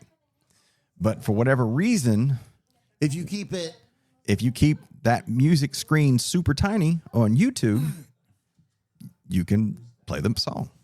You know, I'm always wondering. That sounds so weird. Where YouTube is like, I understand what YouTube trying to do as a business. I get it. You know, you don't want to copyright somebody else's shit, blah. You know, all that fucking bullshit. But it's just like, so I can play the song as long as the screen that I'm playing it on is the size of half a phone. For just playing the song, right? Well, it was some of the songs on those podcasts. So like some of the songs was okay. It's just like if you go post an Instagram right now, you know, you can add music to it. You can click the fucking add music to it, and there are some songs you can put on there, and there are some songs you can't find on there. So it's a list of songs that you can. They provide you with the list of songs you can use to put towards your videos. Well, I know that there's a term. The term is something like in the public domain, which means it's not copyrighted. Correct. Right. Or the copyright has expired on it. Yeah. Right. So I mean, there's things like that. But yeah, so I told him I was like, bro, you got to at least make your screen half the screen, and if you have to do it to be able to post your reactions to YouTube videos, keep it small. That's fine. Well, you know, that brings up an interesting point. I don't know if you want his face to cover that. Ouch!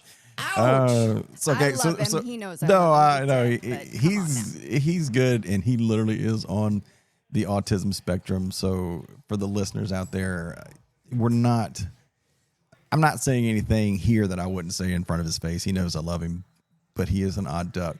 But y'all go to YouTube if you want to giggle and look up dancing reaction videos. I think it is. I don't even think he has his name in it. I can't remember. No, it is. It's Danson's reaction videos. Not DANCIN. No, he has a whole. And not DANCING. Because our girlfriend, she was like, what was it? What was the thing? Tell the story. We were talking about him. And I don't even remember the story that we were telling her, but it was like my dad had died and my mom was making a room for dancing. Okay. And she heard it dancing. We were making a room dancing. They're like dancing. You know, you want to go dance. Go dancing. And she was like, why would y'all make a room for dancing? And Tammy was like, what? What are you She's like, they made a room just to go in and dance? And she was like, no, dancing, DANSON, dancing. Like, it's a name, bitch. Head dancing. Oh, dancing. A name for him, not for dancing. Like, what are you doing? So there was all of that. But yeah, podcasting is fun. I've enjoyed what few videos that I posted on YouTube because, like I said, you know, I was jealous of Brad of what he was doing, and I wanted to find something to do to get stuff out. So it's fun. If you're looking to do it, like I said, like Joe was saying, you know, you can spend just a little bit of money to dip. You have a face made for radio. I do. I do too. Apparently, I have a voice for radio, though. Apparently, nobody comments. That's what my sister said. Apparently, nobody comments on me and your voices on the podcast, just Brad's. Wondering. Look, he's got a great voice. He does. I'll freely admit it. Does that mean we have shitty voices? I hate my voice when I hear it replayed. I can't stand it. I've gotten used to it. Cincinnati. It drives me insane. Cincinnati. So that's one of the reasons why I don't go back and listen to the podcast. Okay, Dr. Fever. I need to be heard, bitch. Oh, we all know you need to. But I mean, yeah, Jackie was good. Like the night that we did the Girard Street Festival, and Jackie and Nancy got a little bit drunk, and we were driving back, going to the Waffle House because they wanted Waffle House. And Waffle House. Well, who doesn't? We when were you're listening to the podcast, and Jackie kept going on and on. It's like, God, his voice is so great. I was like, I'm your brother. You can say something nice about mine. That's what I'm saying. Nobody ever comments about mine and your voice. I know. We're just here. We're just placers, I guess. I don't feel like I sound. You sound like you normally sound. I didn't feel this is the way that I sounded. Maybe I should have been in radio. We're A radio DJ. Maybe next time we start, maybe the next podcast we'll be like, welcome to Pawn Shop of Life. I am your host, Brad BCG. What was? Oh no, do it in the really thing. get into the it. problem, Tammy, is we're NPCs. Oh, wait a minute. Thing. Oh, hold up. Do the thing. Hang on. I got to find it. Welcome. Oh, You don't want that one, do you? Nope. You want that one? is that one? Nope. Nope. That's the one you want? No. Welcome to Pawn Shop of Life. I'm your host, Brad BCG. That just. And we're here to entertain your ass, bitch. No, the other one. You said This one? Attention Kmart shoppers. We are having a sale on aisle 13. Today's special is Stouffer's Stovetop Pudding. pudding. I don't know. Pudding? What the fuck do they sell? Stuffing. Today's sale Stuffing is on lasagna Stouffer's. and- So you're saying I have a voice made for Kmart. Thanks. I appreciate your support in my struggle and my mental health. Well, you Kmart- fucking jackass. Kmart's gone out of business, hasn't it? I think they're still around. Are they? I thought they were I don't know, done. producer. Hello, look it up. producer. You got a computer in front of you. Hey there, clickety clack. Clickety clack away, motherfucker. That's what your job is. God damn. Yo, okay. So, any listeners, if anybody wants to be a producer, I need a new producer. Because I got a producer who doesn't Well, do it his looks job. like it still exists in Australia. Producing or Kmart? Kmart. Good in Australia. Sorry, you have been blocked. Oh, damn. Store. Let's try store locator. Is there? Sorry, you have been blocked. Well, they still have a website, but it doesn't look like it goes to anything. Hey, man, don't be bringing up dirty stuff on my internet while you're here. That's fucked up. Somebody asked a question: does Kmart still exist in the U.S.? No. Oh, Closed at its last full-size mainland store in October of 2024. oh, no more blue light specials Well, Lowe's bought the Craftsman tool line from Kmart. from Sears. Well, Sears and Kmart had a merger or some kind or something, and did they? Kmart ended up with Craftsman. And yeah, now Lowe's bought Craftsman, I just and like. they still honor. Yeah, that's what I was the gonna say. warranty. Yeah, I think that's fucking awesome. You just bring some old busted up Craftsman shit, and they're just like, okay, Go find the yeah, replacement. Bring it yeah, back. go get a new one. Don't even question. Oh, But I mean, their stuff is lifetime warranty too. I think. yep. So Does Jackie still listen? yeah, I don't know if she listens like every one. Shout out to Jackie. What's up, girl? When you coming back out? I Appreciate the haven't- voice comment. I will have to admit, I haven't listened to our podcast. Well, you're part of it. Yeah, I kind of know. I only have to listen to it again because of You have to edit. To edit. Yeah, I just hate.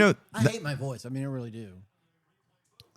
I mean, besides I mean, I don't. Think besides you have a bad the voice. volume, I mean, it's okay. I can lower it. I mean, you don't. I mean, look, none of us sounds Lowering like. the Hey, hold on. tone, lowering the tone doesn't. Well, yeah, wait a isn't minute. the same Not thing as change the lowering octave, the motherfucker. volume. The volume, the volume level, not the fucking. Lowered the volume level. But you also lowered. You the are not tone. taking our pod today, sir. Is that? Yeah. I was- Are you copying the God Man? no. This is my voice. This is my voice. This is how I'm always sounding. That's an Infinity War comment. Oh, okay. No, I mean, you don't have a James Earl Jones or a Morgan I mean, Freeman who voice does? or Yeah, a Morgan Freeman voice, but I mean, you don't. You're not annoying. You actually know how. You actually know how. Father. You actually know how to talk. So I mean, yeah, those are the two best voices that I've ever heard. James Earl. James Jones. Earl Jones and Morgan Freeman. Agreed. Like I like Morgan Freeman. He does. I don't know. I think there's like some Discovery show Yes. that he does or whatever, Yeah. and it's. He could do anything. I would. He could just narrate this goddamn football game real slow, and I'd just be like, hell yeah, dog, my man. He could read the instructions on how to put together an IKEA table, and you'd be like, "I'm going to replay that back." Yeah, I sure would. Instructional video or instructional recording I have ever. It was heard. the best. It was the best one ever for sure. Yeah, him and James Earl Jones, man, they're the best. I think that's what they should do. If there's any kind of furniture departments that want to like boost their sales in any way, shape, form, or fashion, is put an electronic version downloadable of the instruction booklet and have Morgan Freeman even tell you step by step how to put this together. Yes, even though well, I mean, I guess James Earl Jones, R.I.P., doesn't have a say in it, but Morgan Freeman is just like, this whole AI thing is just redonkulous. Yeah. And they're all the fucking Hollywood cats are like worried about it. And I don't care about most of them, but I'm concerned about Morgan Freeman. But in that same breath, if they fucking AI'd Morgan Freeman over everything I fucking listen to, I'd be like, yep, AI that shit. I don't even fucking care. No, because I told Joey about it the other day, and I almost sent it to him. I really wish I would have, because I don't have it fucking saved in fucking grams or anything. But it was what was the guy's name who sings George Michael? No, not George Michael. Oh, you talking about Faith? Yeah, who's the guy? Yeah, George Michael. George Michael. Okay. It was George Michael, and it was his song. And it was the whole hair, and I don't forget what song it was. About this is Arnold Schwarzenegger, right? But they had AI'd Arnold Schwarzenegger's face and voice over it, and Arnold Schwarzenegger was singing it, and I died laughing. It was singing one of George Michael's songs? It was AI'd.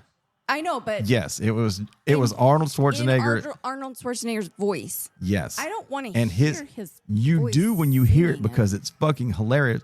Because you got to get to the chopper, but you got to hear him sing the song, and it was. I'm telling you, it's fucking hilarious. So I never knew where that get to the chopper until you made me watch the Predator movies. What?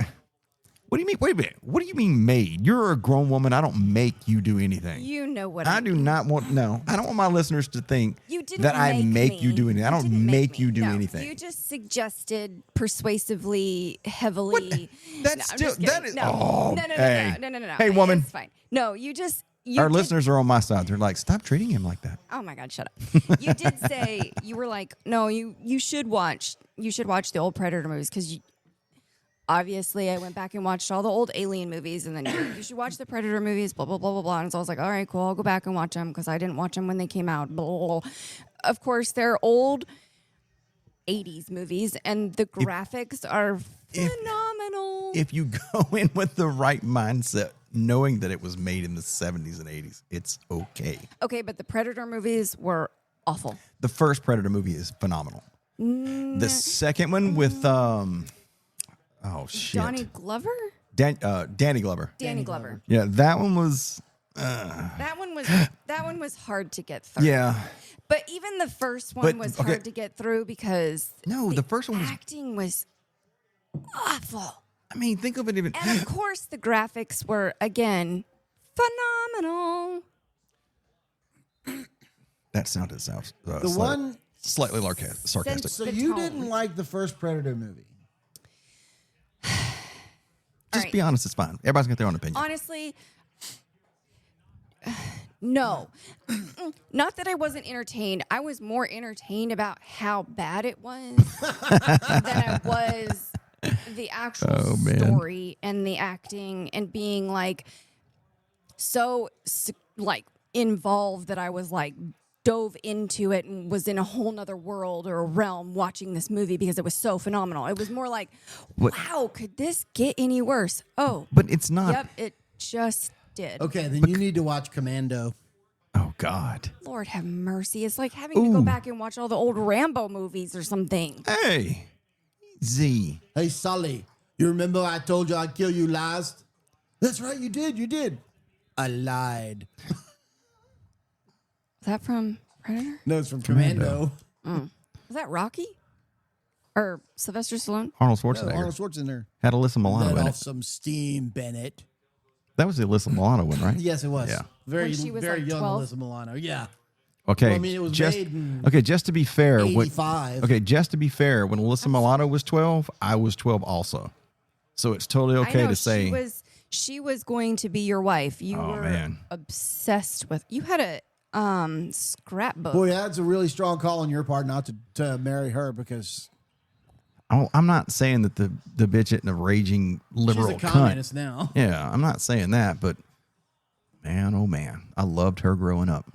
Yeah, this was she was a beauty. She still is. As much as I don't agree with anything that comes out of her mouth, she's a beautiful woman. Talking about two entirely different things. I know she's a beautiful woman. You know, I don't disagree. Beautiful woman. I mean, I watched Charmed. Oh my God, did you? Sure, I watched some episodes of Charmed. Some episodes. But yeah, the problem I have now is that she opens her mouth and insists on talking politics, and so I'm gonna just tune her out completely. I have a problem with actors, actresses, whatever, sports people using their platform because they're famous to throw their opinions out to the world. Okay, I agree with. I think they're no. completely legit in having their own opinion. I'm not correct. saying they shouldn't. I agree with you. I agree with you 100%. It's the thing that I've said before with like Colin Kaepernick. Yes. I didn't Wrong agree with platform. I didn't agree with him doing that at the NFL games where it's your job. Correct. Just like our job denies us, you can go protest. You shall not do that in uniform. Correct. That's totally okay. So don't go to work. Could you imagine if we did that in fucking search and rescue? And we're like, hey, my boat's sinking. Who did you vote for? Yeah. Well, the guy on the other end is just like flipping the fuck out, just doubled up. Oh, I don't know. I feel like it's a. Oh my God, that's a really good reference point, is it not? It is. It's literally just to say, okay, your boat's sinking and you're 40 miles offshore. Who did you vote for? That is really exactly what I feel that fucking Colin Kaepernick did. Because like I said, I want to make sure that it's clear to all of the listeners that I would have supported him had he said, I'm going to the park to play catch with the kids and to talk about the injustice of black people. Totally. And I would have been, and I would have been like, bro, I want to go. I want to go. I want to go hear you talk, bro. Just let me see what's going on. Don't use don't use your job. A professional athlete or you're a high-paying actor, actress to use that as your platform to throw your hat in the ring. It's like Roger Goodell is too much of a pussy to have ever squished that. Well, fuck that guy. I don't know. I mean, it's wrong. I really like if you're gonna have your opinions, totally fine. Have whatever you are allowed to think, believe, whatever you want. I don't judge. I don't care. I may not agree with you. Oh, I'll judge. But I don't. I don't think that it was the right thing to do to put that into that arena, into that environment. Like if you want to do that, like you said, go to a park. Go somewhere that's detached from your job that you're getting paid millions of dollars to do. Shut the fuck up and do your job. Okay, well, I'm gonna kind of play devil's advocate on this. I think Colin Kaepernick did it wrong. Yes, I still could have got behind him with his message. Yeah, his message. Could have got behind him from that. But some of the celebrities are doing it like on their Instagram. Like George, like George Clooney comes to mind, and I think that that's okay. I think it's okay, but it's a gray area there because he's going to have a shit ton of followers because of who he is. Yeah, that's where I was going to go. Yeah, that's where I was going. So that's a gray area there because now it's social media has become so entrenched in our lives that it's like almost like you can't separate the two. I mean, I can because. I don't. No. I mean, yeah, we can, but I'm brain. No, but I mean, that's exactly what I'm talking about. Like, because like George Clooney is traditionally left, hard left, hate to the right for whatever reason. But if he goes on his fucking Instagram or his Facebook or Snapchat or whatever the fuck the guy does or pays people to go do for him, he's got to post it out there and he's going to have, I don't know, he's probably got 3 or 4 million fucking followers or some shit. But it's because of who he is. There you go. So I mean, why do you think they killed Charlie Kirk? I think number one, I don't think they liked what his message was. I know, but why do you? There are lots of people that don't like the message of it. Why do you think they targeted him? Well, the little crazy boy did it because he didn't like anything he had to say. And I don't think he acted alone. You think there was a bigger conspiracy? I think there were people that convinced him he should do it. But like, okay, let's not go down this rabbit hole. Okay, let's just really. But my point is, why do you think they killed him? Is because he was making a difference. Well, he was convincing young people that to actually there's think. Other ways to think besides just what mass media and bandwagoning. Yes. Yeah. No, absolutely no. I believe it was because it's because of his message. You're saying that it was because he was changing the minds of these absolutely people. Yeah, TPUSA. Yeah, TPUSA is like it's still going. Let's not let these young minds have an opinion or actually think. Oh, that's the worst possible scenario for the left if people get a brain for themselves. Yeah, because I mean, like, I still hate seeing anybody talking about like, they're fucking shitting on Charlie Kirk. They're just like, oh, he's racist and he's this, that, and the other, and they're like, watch this clip, and it's just like, here's the thing that I talked about earlier, where I need some context. It's like one sentence, and you're like, well, what was the context? Because he was like, what's the? I can turn Martin Luther King into the most evil person on the planet if I selectively take things from that he said. Yeah, but I mean, Gandhi, Mother Teresa. Agreed. Anybody, you can make anybody into an evil villain if you take things completely out of context. This is why growing up, when you had to do that reading comprehension test, right? And it was like, which I don't think they do anymore.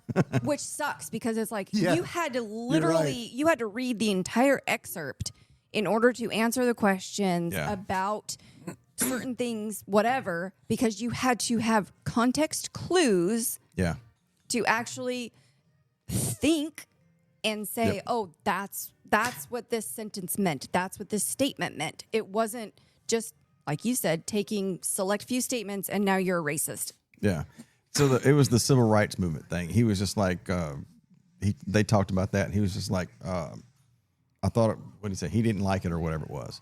And like they just stopped the clip of Charlie talking about that. Yes. But if you watch the whole thing, he's like, no, I thought it was great for the time, but the way people are using it now is wrong. It's been twisted. Yeah. So it's just like, he wasn't saying that black people didn't need freedom. He didn't say black people deserved all the hatefulness that was imposed upon them. He was just saying that it was great to get black people what they always should have had. Yeah. But the nowadays people are using that, which is not what it was for, to do these other weird things. Sorry, I'm just stretching my wrist. Yeah, when they cut and off. my elbow. Yeah, I never once saw any video of Charlie Kirk saying I hate black people. I never saw it. No, because he never said that. Because I mean, at the time, Candace Owens was one of his BFFs, from what it seems like. Yeah, from Turning Point. Yeah, I don't know how I think about Candace Owens now. Why? What has she done lately? We'll do another pod. Maybe the next podcast will be on. Okay, that's for another podcast. Yeah, that's gonna be for another podcast. I'll have to do some research on her. I have to. Everything I can recall seeing her in, I thought she was completely reasonable. I think James likes her, but we'll go. We'll maybe that'll be our next podcast. Okay. You'll have to. You need to follow. James who? James is on our. No. He could convince me with anything with his fucking wonderful voice. James, that was here for the podcast. Conspiracy theories. Yeah. Yeah, he likes. He likes her. Oh yeah, he loves her. That's so weird. He loves her. We'll talk about. We'll do another. Yeah, we're gonna have to talk about that one. We'll do another conspiracy theory. Just us without a theorist. Just to talk about some of the wild shit. There's plenty out there. Oh, there's plenty out there. By the way, the Earth is not flat. Just want to make sure we're clear on that. The Earth is not flat. We're still clear on that. No, the Earth is not flat. King. Oh man. I mean, I fly a plane, and I can tell you that if you get up high, and there's no distorted windows on the little plane I fly, you can see the curvature of the Earth. Nuh-uh. Yeah. Let's see. Oh man, you got to follow the Hodge twins HODGETWINS. They're awesome. I gotta find this other guy. Something Paul.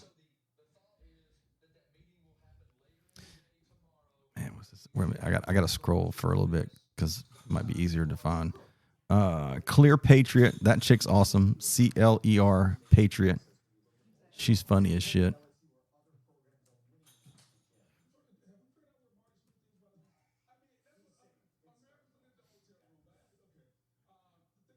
I can't believe he hasn't fucking popped up on my shit for a quick fucking scroll through. I'll send you the other guy. The fucking guy is fucking great. But yeah, they all go off on Candace Owens talking about all of her ridiculousness that she's fucking going off on. Because she thinks... announcement on Lane Kiffin's future expected. She thinks Charlie Kirk was assassinated by Israel. Why would Charlie Kirk have been it? There was I don't know. You'll have to dig into it. I don't want to go off on a tirade of what limited information that I've fucking seen, but it was. I guess he started looking into APAC or whatever it is, and everybody thinks that he was assassinated from his lapel mic that he had on his shirt. And there's all kind of wild shit going on about it. It's fucking ridiculous. But yeah, I guess we'll do a conspiracy theory on the next one, and we'll talk about some controversial stuff. So if you don't want to hear some controversial stuff, don't listen to the next podcast, because we'll just dive into some of that stuff, because I think the kid did it. It's an opinion. It's mine. Occam's razor. Elaborate. The simplest explanation is almost always the correct one. Yeah. Yeah. If you go through all the bullshit and the most obvious, yeah. I can't remember it word for word, but I know what you're talking about. Yeah. First time I heard about that was in that movie Contact with Jodie Foster. Oh man, that was good. That was a good movie. I'm ready to go home. I'm ready to go. What did she say? I'm ready to go. I'm ready to go. She kept saying it. Oh yeah, yeah. I'm good to go. I'm good to go. Yes. That's what it was. Man, that was a good movie. I enjoyed Contact. I thought it was a very good movie. I thought it was a great fucking movie. You know what movie I felt it was too long, but I'm sorry, go ahead. You know what movie I am still thoroughly impressed by because of you? F1? Interstellar. Oh shit. Oh. I feel like that was a very underrated movie. Oh, I thought it was. No, look, by the way, shout out to Raw for that. Because Raw got me to watch it, and I was like, it was okay. And he was like, watch it again. And when I watched it again, I was like, it was a little better. And every time I watched it, the people that I've met that said they didn't like it, they're like, well, it's stupid. What does it mean time moves faster? I'm like, you don't know anything about the properties of a black hole, do you? Right. No. Or the getting close to the fucking speed of light, how it slows down for everything. Yeah. Right. Because time dilation principles. Because it only slows down if you have a reference point, which is what Earth was doing, because they're at that speed and you're faster than them. Right. So if you are faster than them, they are aging at a much slower pace because you are faster. Right. Well, the closer you get to the event horizon of a black hole, the slower time moves for you relative to time outside of it. Yep. Like, to me, all of that was so fascinating when I watched it. And I don't think I had ever seen it. Like, when it, I mean, because it's an older movie. When did it come out? Like, and most people 15, think it's science 17, fiction, but something it's like not. that. Yeah. All of that entire movie was based upon hard science. Yeah. And so, to me, I find all of that super fucking fascinating. And I'm just like, this is something that I feel like people should be, not that you should go watch that movie and you'll know the concept of life or whatever, but it's thought-provoking. It's thought-provoking enough in a way where I was like, shit. I loved it the first time I watched it. I wish that I was more into science growing up. Okay, if you want to, are you logged on to the MyGrams? You don't have your own, is that right? Yeah, I'm on yours. Okay, shit, I'll have to go back and see. I don't think I'm following him. I actually need to go back and follow him then. next time you're on the gram, if you want to get some science facts. Yeah, some science stuff. Science shit. Look up Mike deGrasse Tyson. Of course. The boxer turned. The boxer turned physicist. Because he makes it. He's kind of he's the face of the physicist of science and physicists. He just when you see him, explains it for dummies. He does. Look, he goes on this cat. I'll look him up. Mm-hmm. But he goes on this guy's podcast all the time, and he's talking, and they're talking, and he's been on this guy's podcast so much. I forget the guy's name, and he just makes it entertaining. Yeah. Because people don't like science. Yes. I don't fucking like science. I'm gonna go ahead and tell you, I hate fucking science because it comes down to you need to be good at math, and fuck that. I was told there would be no math. Just fuck that. Because here's the thing about science, though. We're only interested in science when it's interesting, and if you make it visual and it feels like it's something attainable, and then it becomes digestible. Fun. Yeah. Just like if you want to do chemistry, when you do science in high school or something, they're like, hey, if you mix these two chemicals and put it in a bottle, put the cap on, it blows up. And they were like, oh, it blows up? Prove it. And I'm like, okay, well, let's go out to the fucking schoolyard and let's go blow up some shit. And well, here's the thing about math and science.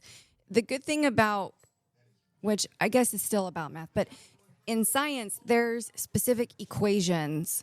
You just have to know what to put into those equations to get your answer, which is a lot of algebra, which I will say I was phenomenal at algebra. Give me geometry, give me calculus. I was like, whoa. But algebra, for whatever reason, if I knew what the equation was Big boy Bart. And knew what those variables needed to be to put into those equations, I was able to solve it super fucking easy. Well, here's the thing. What is? I don't know. Do we need to pause for dog they're fine. intervention? They think they saw something and it was probably their own shadow. Okay, here's the thing. You're speaking in simplistic terms. Correct. I just punched these numbers in here, and since this is already done, it works. Mm-hmm. The people who are good at it don't do that. No, they don't. They look for what's the outside things of why where are the this, that, and the other. So you're saying you're saying you like it because you have that structure. Which structure. I think that's I've kind of known that about you. You're like you need a book. You can do just about anything if you got a book that tells you how to do it. You're just like, okay, cool. Like you can do a dance because you did fucking cheerleading and shit. Mm-hmm. You're just like, tell me what I got to do. I can do it, but I don't know of your capabilities of outside the box thinking. The box. Math is where you go with the established, and the people who are really good are like Mike deGrasse Tyson said, who the guy on that podcast that he's always on, he was just like, who do you think's the greatest scientist ever? And I don't think Mike has ever said anything other than Sir Isaac Newton, because he said they asked Isaac Newton, they were like, hey, what about this? And he was like, that's an interesting hypothesis. I'll get back to you. And then Isaac Newton went back, and I think it was about gravity. And he went back, and they were just like, I figured it out. They were like, how did you? And he's like, well, I came up with this thing called math. I invented math, and you can do all these equations, and here you go. And this proves it because of this, that, and the other, and bam. So he went out and invented something to be able to explain something else. Sure. And then watching Mike deGrasse Tyson explain all these things makes that interesting. It's the equivalent. Watching him explain things is the equivalent of watching Interstellar. I can see that. Okay, because Interstellar is giving you a visual representation, and they're talking about stuff. Yeah. But you get to see it. And you're just like, oh, wait a minute. When he went through the wormhole. When he went through the wormhole, his daughter is 40 years older than he was when he fucking left. Wow, that's wild. And then Mike deGrasse Tyson is explaining this. Yes. And it's like, oh, man. So when you make that interesting, then it provokes people and it sparks them. That's why I was like, God, I wish I was, because I was good at science, but it was never, like you said, it was never entertaining. It wasn't exciting. It was just like, you need to know this for the test. Yeah. And you know what I mean? It wasn't, but and that's not saying I wasn't good at it, because even in chemistry, I aced chemistry. I got it. I totally, chemical formulas, I was able to memorize the periodic table. Like it was something clicked in my, but it wasn't like you needed Thomas Dolby as a teacher. Thomas Dolby. I don't know who Thomas Dolby is. That doesn't sound familiar. Keep talking.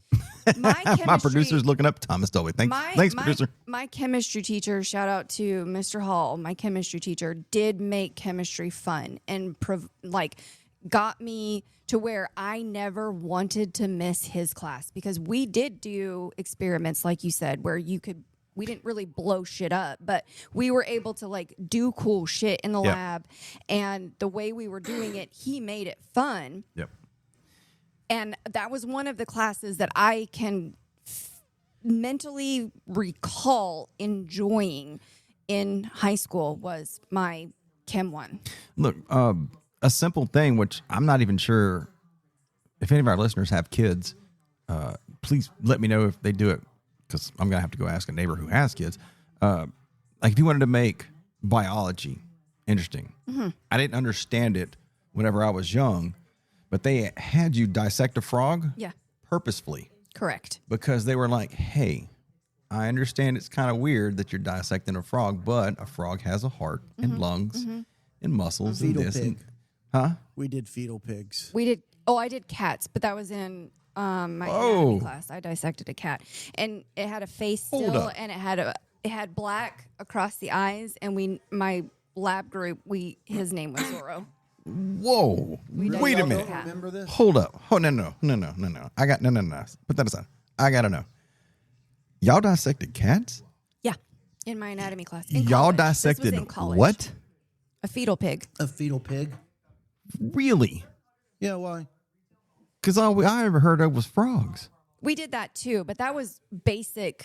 This was more like I did when I was in college and had my anatomy classes in college is when we dissected cats. Really? Yeah. And y'all dissected fetal pigs? Actually, in high school or college? Of all the no, it was high school. What the fuck? I want to say of all mammals, pigs, well, that aren't primates, but all mammals, pigs are the most similar to humans. Yes, which is why you have like pig valves. But I mean, I've never replaced pig. You get your heart valves are replaced by like they've pig done valves. that before. Yeah. I just never. Okay, learned something new about both. But I of mean, y'all it was today. just like if you were to go into medical school, you do a cadaver. You dissect a cadaver. No, that I understand. You have your own cadaver, as I understand it. You do. Wow. Look, when it comes to the medical field, wow, you had to dissect a human being. I get that. I mean, you got to know. But the only thing I've ever heard in high school was frogs. And now you're saying you did a cat That was in college. and you did a fetal pig in high school. Correct. Oh, damn. I did a frog in, the frog that I dissected, that was in junior high. We didn't dissect, I can't recall if we dissected anything in biology in high school. Yeah, I mean, I get the whole thing about being a doctor. You have to be able to cut open people because you're going to, cut open people. Yeah. I mean, wow, that's shocking, right? But yeah, I didn't even do fucking frogs. I'm not sure. I just didn't make it that far. That's what I'm saying, which is why I joined the military and my life worked out okay. Which is going back to if it was made fun for kids. And that's what I'd like to know now. Like kids nowadays going into high school and they're going into biology, are they getting to do fun things, or is it hard no? Or is it just the basic bullshit? Yeah, hard no. To just make it through and pass the test. Man, we got to interview like somebody with kids. Ooh. All right, we need to interview your sister. That's what because I know my sister's hardcore into science. Okay, like I'm gonna come too. I'm gonna come up with some questions for you to ask Nisa about the kids. Okay. Just because I want to know, they're in Texas, so they're more. I don't give a fuck what they're. I just want to know like where they're at and what their progression is. Because like I said, I haven't heard of anybody doing cats or pigs. It was always frogs, and now I'm learning y'all obviously did something else, and now I'm curious of like where it's going in the current times. It was so weird because the cat was completely shaved from the head down. Really? the head still had the fur, and again, it had a black strip that covered the eyes. Everybody's weird about the eyes. It looked like a Zorro mask, but no, it wasn't like it was the fur. The fur, it was a black fur. I know, but white face. I know, but I'm saying everybody's weird about the eyes because I think the soul is seen through the eyes. Whenever somebody dies, they always close the eyes because they're the soul. We actually did like take the eyeball out and dissect the eyeball of the cat. Really? Yeah. I mean, we did it was probably one of the coolest anatomy classes ever that really, and my anatomy teacher was phenomenal. And in college, she made it fun. She made it interesting. She made it personal, not personal, but like more like she was involved. She was very engaged. She was very engaging with the class. Ooh, let's see. I'm going to go, let's see. Movies where the teachers were involved, which I can say that I can resonate with the I wish I had that teacher kind of thing. Mm-hmm. What was the movie with Michelle Pfeiffer? Dangerous Minds. Dangerous Minds. There was Samuel L. Jackson, where he was the basketball coach. Carter. Coach Carter. Poetic. What was it? Dead Poets Society. Oh man. Yes, I forgot about Dead Poets Society. And there was another one that was Good Will Hunting count? Oh, Robin Williams was Good Will Hunting. Yeah. Who was the teacher in Dead Poets Society? Robin Williams. Oh, okay, that's Robin what I Williams. thought. Yeah. Yeah, because you came in when I was watching that the other day. With Ben Affleck. What's an Affleck? What's an Affleck? And then Matt Damon. Was in Good Will Hunting. And then what's the chick who played in $1 Million Baby? Oh shit! Why can't she also played like the female Karate Kid? I can see her face. Let's see. Okay. Brain fart. I know our listeners are like, blah blah blah. Is that faucet going off? Hilary Swank. That's it. Yes. She was in a movie where she was a teacher. What was that one? Uno momento, por favor. Yeah, do that. So we have a producer. I'm going to find it for you, I think. Let's see. Come on. Where's it at? I got to find it for him. Freedom Riders? Freedom Riders. There we go. Those Dr. McDreamy? No, Freedom Rider. Yeah. What? Dr. McDreamy. Oh, Patrick Dempsey. Yeah, he was in that. Yeah. Those are the movies where the teachers, to me, were engaged with their students and like bring it to another level because I know teachers have a hard job. It is a very thankless. I know that it's rough. It is, and I hate seeing current day stuff where people or teachers are putting personal beliefs into it. And I know the fucking whole. Yeah. There's a really weird structure that there's not a good balance on, but just in general, those movies exemplify what I feel all teachers should be. Agreed. I wish they all could. I wish they all could be. Yeah. Aspire to be. Yeah, that they could be. Because, they're all. They probably do, but obviously there's always extenuating circumstances because let's face it, most kids. Look. Most kids are difficult. And it's and you very get fucking. hard. Yeah. And I'm not. Teachers may start out that way and they're that way for 5 years and then just like me, just like, I'm fucking sick of this shit. Yeah. Burnt out. I get it. But if all of them were like that, man, we would have so many more educated students, people just. My whole thing is like, just be a productive member of society and contribute and help one another. Like there should be no reason why you have so much hate in your heart to where you don't want to be a productive member of society. Like your whole goal as a human being is obviously to live a life worth living, but be productive. Well, everybody has their own opinions about what it is to live. I guess. It's nowadays, the more connected we get, the more it's complicated. Baby Kangaroo, what was your person you wanted to? The Dolby guy. Oh, he did a song called "You Blinded Me with Science." Y'all really don't know that? No. What's the? Blinded by the light. Blinded by. I mean, you can't play the song because it'll get fucked. We'll get. Oh yeah, I know that song. We'll get demonetized. That's all I'm gonna play.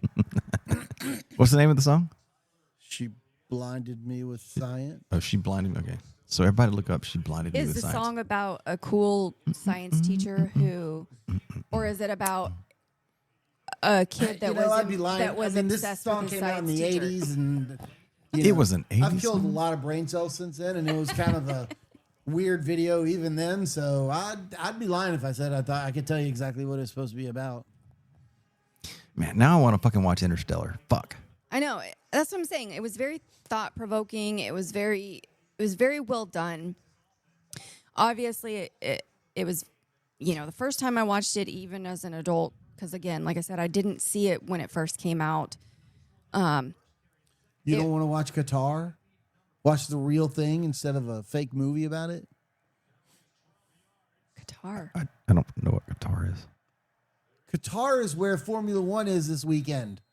Oh, what? How did we go from science to a race? He apparently wants to watch the race. No, she said something about watching F1. No, I didn't. We're talking about science. No, because you said you wanted to watch Interstellar. And what has does that have to do nothing with to do with Qatar? F1. Because you said something about watching F1. No, I didn't.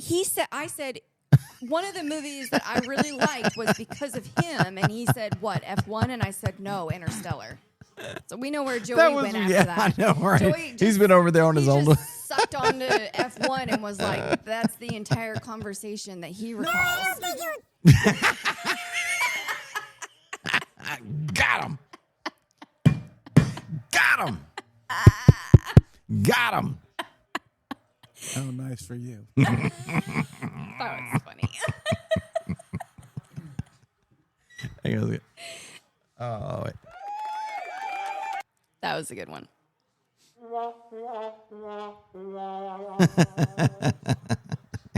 Got him. That was great timing. Long distance. Whoopa. Oh, whoopa. Wow, man. This is why we should video this shit. So everybody can see the butthurt look on his face right now. See, if I had 3 cameras, it would do that camera change thing. We're like, He's like, I'm not even saying another word. oh, man. Yes. Turn the mic off. Okay, now he's butthurt. I'm watching the Aggies and A&M. Aggies and Texas. Just look in the reflection in the microwave. I am watching it in the microwave. Oh, man. Your dog seems to need something from me. He wants your love. He says, I love you, Uncle Joey. Oh, Bentley. Bad hog. My smiling man. What you doing, You're Benz? a bad hog. He's really not. It's more Remy as a bed hog than he is. Bentley drives me nuts. The 3 of them. Did he constantly move when you kept him? Oh, no. Because he slept on the recliner. Wait, Oh. are you talking about when I went to bed? Yeah. Or just like if we were laying around the house doing stuff? Yeah, no, when you went to bed. It only lasted like 20 minutes. And then he slept in the recliner and I they was slept like, on the no, couch. I can't, Oh, okay, I yeah. can't do this. Okay. So you couldn't do the bed thing because they just were fucking retarded. See, Well- he doesn't move like when he's totally Y'all have a fine. California king. He still Yeah. drives I me have a nuts. queen. He still drives me Yeah, nuts. you need a bigger bed. No, I just don't need 3 big dogs in it. No, he needs what's that? Alaskan king. That's like the size of your entire Yeah. bedroom. It's just one big bed. I wanted one of those, and then I measured it out and was like, Jesus Christ, it is the bedroom. We'd have like And how much are foot sheets and whatnot for it? Oh, fuck. Motherfucker, it doesn't matter. You couldn't fit to fit the mattress in the goddamn room, you'd have to fold it over 3 times. That's like, Shove it through there. You have to have 4 box springs. You probably have to cut a hole in the wall. I thought that, Just take the whole wall out to the side, and then you're like, meep, meep. So we're putting in a garage door there. Yeah, and just to get a bed in. I mean, Christ. because I looked at, I can't remember what they're called, Executive Queen or something like that. Right, I think Alaska King is bigger. Well, no, of course it's bigger. Oh. The Executive Queen is just the queen bed, but it's 6 inches wider. Or you just get a king. Well, the only thing different between a king and a California king is one is wider and one's longer. Yeah. A king is 12 inches deeper, longer than a queen is. Oh, so king is longer, not necessarily No, wider. it's wider too. But an executive queen is just 6 wider. inches wider, yeah. Not longer. Correct. Okay. And so it would be easy enough to use it on a standard queen bed frame. Box springs and bed Yeah, frames. if you just do some things to, Yeah. because it's only going to be 3 inches on either side. Sure. But then you start looking up how hard it is to find sheets. It's not that hard nowadays to find There sheets. there's probably not that many people who you probably can't go to Walmart. No, and you got to order everything. Yeah, and get them sheets. Nobody has them locally. And if you want 600 thread count. High quality. Oh, yeah. No, But I mean, sleep please, is... sir, you're going to need an extra credit card to purchase those. Hang on. You need the But- black but American how- Amex. But how much of your life is sleeping? Don't you? Ugh. I mean, this Let's is not what I'm talk saying. about Like, you have to take into account. Like, do I want good quality sleep? Obviously, the answer is yes. What does it take to have good quality sleep? Drugs. Type of bed All the drugs. and the bedding. Like, Nah. it's an investment. And it's expensive, but you spend how much of your life percentage sleeping? 20. Well, you're supposed to spend You- about 30%. Yeah, I spent about maybe. about 20. For me, I don't mind spending money on bedding because it's worth it. You're right. Bedding it and changes shoes. Everything. Bedding and Okay? shoes never cheap on. For me, though, like I got home today. I got into bed a couple of minutes before 7, Oh, nice. and That's a shocker. I slept until about 10:15 when I 3 couldn't hours? I couldn't breathe anymore because so congested. So I got up, I let out the little man. We came back in. That was when I sat down in the recliner and I slept for another 3 hours. Okay, 2 questions for you. Do you also you take an allergy pill? Every single day. Because you have what allergy pill? Okay, I guess like 3 questions. What allergy pill do you take? You remember? I think I'm taking. I take Zyrtec. I think I'm taking Claritin right now. Is Okay. it prescription or just OTC? It's OTC. You have prescription, sir. It's the same thing. It's just cheaper. I don't know. The prescription, I'm telling you, like when I broke out on my elbow from my surgery and I took It your helped, yes. prescription Yeah. medication Look, over the OTC, it worked way no. better. The only reason I do prescription is because it You don't have saves to pay for it. Yeah. It saves about $15. Because But if you go if you go to fucking Walmart and go buy a bottle of Zyrtec, if you buy a Zyrtec, it's going to be $20. Well, because you're I pay $3. well, right. But So I just want it because I'm trying to save money because I don't have a whole lot of money. I mean, I'm just saying though, you when I took your prescription Zyrtec, It's the same thing. it is, but I also took the OTC and it didn't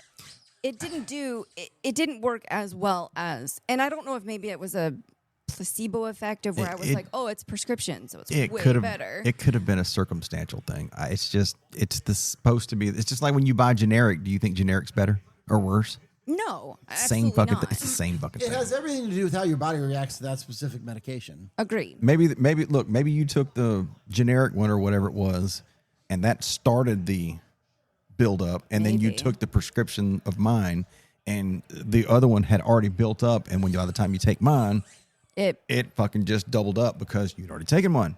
I mean, There's too many circumstantials. That's what I'm saying. The generic is the same as, it's just like, you go buy Frosted Flakes at the fucking store, but you get the Walmart brand of Frosted Flakes. It's honestly the same fucking thing. It's no fucking different. It's just cheaper. That's Yeah. all that it is. I mean, I'm just trying to save $15, bitch, because we ain't got that much money. I mean, I get it. I'm But trying to fund a podcast. I did see a difference, is all I'm saying. I did see a difference. Okay. I did notice a difference. And this is coming from someone who really, I have maybe seasonal allergies or allergies here and there, but I don't have allergies like you do. I'm not allergic to everything in the fucking world. Okay. And Okay. so when I have something that pops up, when I take something of yours, it seems to always help better, quicker than if I were to take some OTC, even if it is brand name. regardless of whether it's brand name generic. It seemed to have worked better, faster. I think there's some variables there that we just didn't scientifically account for. Well, if you want to make a journal, we didn't, and we can review it. We didn't put this to the scientific test. I didn't have any bona fides. You make the journal. I'll peer review it. Joey will peer review it, and then we'll come up with a collective fucking answer. I'll need to actually put this through the scientific method and put into a thesis. And okay, there we go. Okay, so hang on a second. Let me get back to my original question before I forget, because I'm old. I forget things. Okay, so you took Claritin. Is that that's obviously what works best for you? That's what I was just going to comment on. Is I have found with me, I need to cycle through the different ones, different medications about every year, year and a half. Okay, so right now you're on Claritin. When do you take it? There's a high level of variability to that. Well, that's your first problem. Okay. You usually should take them at the same time every single day. I never do anything at the same time every single day. Okay, where do you tend to lean more on? When you wake up or go to bed? Okay, so I feel like that was a pretty simple question. Here's why I asked this, because when I had my yearly follow up with my allergist, and I was asking her, I was like, hey, what the fuck? And I was like, I wake up in the morning and I'm fucked up. Because I'm fucked up in the morning, and I'm just like begging for the fucking pills to kick in, because obviously I take my shit in the morning. And I'm just like begging for them to kick in. She's like, well, why don't you take them when you go to bed? And you're asleep, and it kicks in, and you sleep good, hopefully. And then wake up, and you're poor by the end of the night, and then you take them, and they start to kick in again. And I was like, okay. Well, then I started asking about something else, which was, you can't, I'm not saying you can't. I'm sure you can. But you can't really OD on like fucking Zyrtec. Because I was like, I'm on 10 milligrams or whatever it is a fucking day. And then I was like, can I take more? She's like, sure, why not? Because you can't really fucking OD it. Because when I get the shots, I take 2, which is 20 milligrams. Because I know I'm fixing to get pumped full of fucking poison.